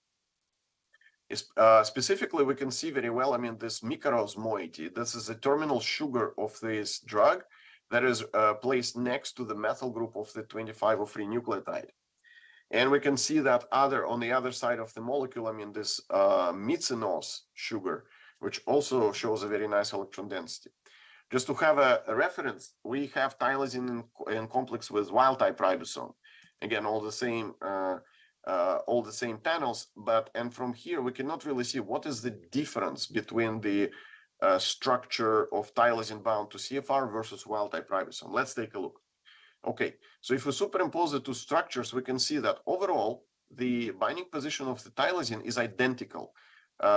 Looks like it's identical in both ribosomes. But if we zoom in on this part over here, right where this terminal microse sugar moiety is located, if we look there, we can see that actually that sugar moves. So it actually undergoes a shift. So by about 1 angstrom, so that the nucleotide, the methylated 25O3 nucleotide, stays exactly the same. So while this microse sugar relocates.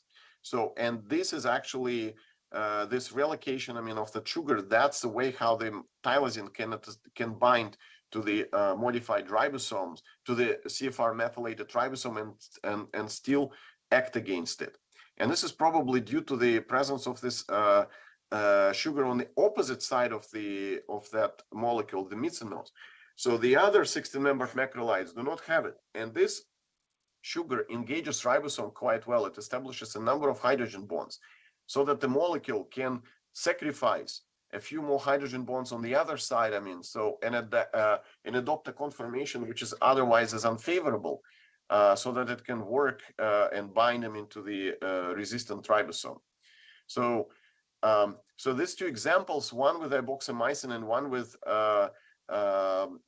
tyrosine, illustrates actually that the PTC-actin antibiotics can remain active against resistant bacteria due to several different mechanisms. So in one case, in all cases, it's all results from the stronger target engagement. In other words, a very tight binding to the target, to the ribosome in our case. So for iboxamycin, that results in the displacement of the modified 25O3 nucleotide. And in the case of tyrosine, that actually results in alternation of the drug. So to make it simple, some drugs actually bind so tightly that the modified nucleotide moves. Some other drugs do not move that nucleotide, but themselves change their position in the drug-resistant ribosomes. So Finally, I would like to thank, first of all, Shura Mankin, whom you, of course, many of you know very well, who is also a graduate of Moscow State University, especially School of Chemistry, who inspired this project. So super thankful to Gemma Atkinson from Lund University, absolutely talented bioinformatician who helped us identify the potential or putative CFR-like genes. So that we then cloned and expressed and identified which one of them work in terms of thermophilus. Steve Gregory from University of Rhode Island, incredible help with the design of the vectors for thermophilus genetics. The people who actually did the structural studies, Yegor Sirayegin and Alena Alexandrova, who's a graduate student and a research specialist in the lab, and a postdoc from Mankin Lab, Max Svetlov, who helped basically with the with cloning of all these molecules. Of course, this is done in collaboration with the chemists from Harvard University, Andrew Mayers, in whose lab the cyboxamycin was developed, specifically by Kelvin Wu, who is a graduate student, and Ben Treska, who is another graduate student. So together with this, in collaboration with these guys, so we were able to get all the structures of the drug-modified ribosome or resistant ribosome in complex with the molecules that overcome that resistance. Of course, I'm thankful to everybody in my lab, and with this, I would like to finish, and I would be happy to take any questions. Okay, thank you very much. Yes. Actually, we have a little bit, we're running out of time, so do we have questions? Yes, but maybe short. Yeah. Thank you, Yuri, for the fantastic talk. I've got a kind of philosophical question about like this methyltransferases. Do you think that the only function of these proteins is providing the resistance? Because don't you think that there are some conditions under which these modifications and these enzymes provide some other functions for these bacteria?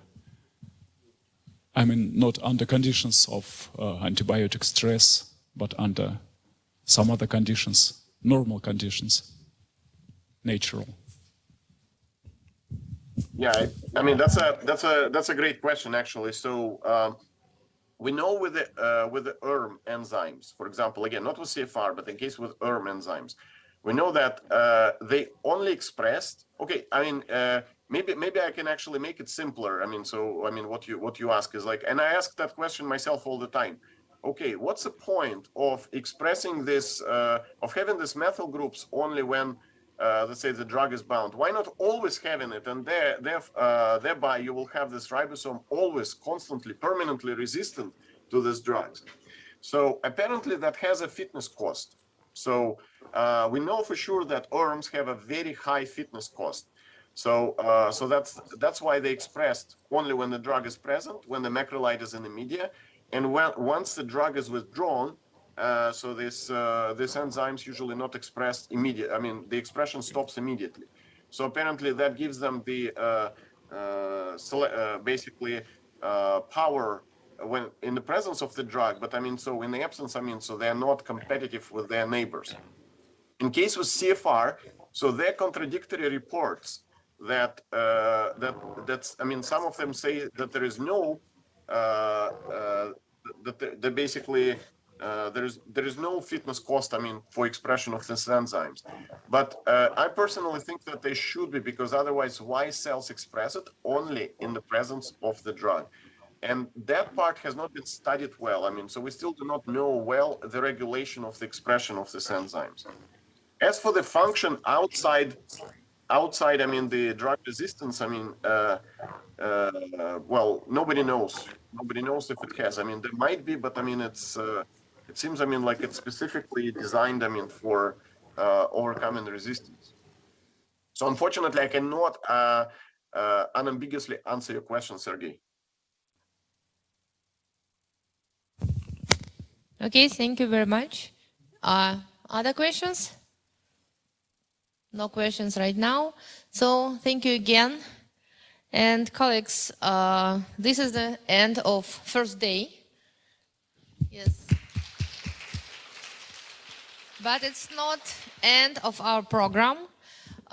First of all, I would like to say that for tomorrow, we will have some changes because Adil Soman would not able to speak for us because he has some medical emergency, and we moved Evgeny Pichkur to 12 for tomorrow on day 2. Nobel laureate Kurt Wüttrich was unable to come in person, unfortunately, so that's why he will be speaking online. But 3 more presentations before lunch tomorrow will be offline, and you will be able to talk to speakers directly. And so I actually encourage you to every time to check the schedule on the website, because on the website we have updated schedule. And today, right now, I ask our colleagues to show and a couple of words. Professor Konivega will talk before we will all go for the excursion in botanical garden. Thank you very much. So could you please switch on this this slide? This is just 2 minutes of your attention. I understand that you all are a little bit tired, and I am standing in between of you and welcome party. So could you switch this slide on?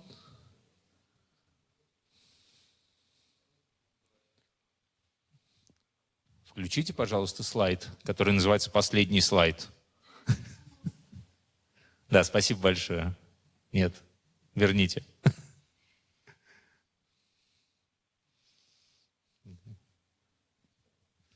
Что ж такое?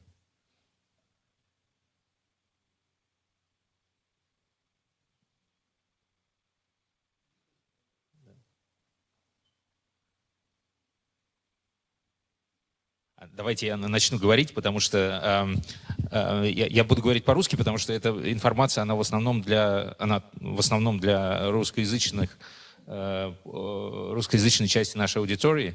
Значит, на слайде, который, я надеюсь, появится, будет контактная информация профессионального сообщества. Профессиональное сообщество называется «Ассоциация специалистов в области молекулярной, клеточной и синтетической биологии», которое было создано в конце прошлого года, и оно призвано объединить нас всех, кто работает в перечисленных областях. Да, вот, пожалуйста, QR-код. Я хочу, чтобы вы все его сфотографировали и прошли туда, просто ознакомились с информацией. Вот. Это некое сообщество, которое имеет своей целью объединить нас всех, как профессионалов, предоставить площадку для коммуникации, для создания и реализации совместных проектов, для поиска привлечения финансирования в проекты, которые это требуют, ну и так далее. То есть там все подробно очень написано. То есть это вот для нас, для всех рабочий инструмент. Я надеюсь, что он будет всем полезен. И если у кого-то какие-то вопросы будут, я с удовольствием вам на них отвечу. Там, или здесь в кулуарах, или ко мне можно обратиться. Там у организаторов есть мои координаты. Спасибо большое. И спасибо большое. Еще раз. Сейчас мы все дружными рядами выходим из биологического факультета и идем перпендикулярно на ботанический сад, где нас ждут 2 экскурсовода. Экскурсии будут на русском языке. А после этого там же в ботаническом саду будет welcome party. Трансляция будет?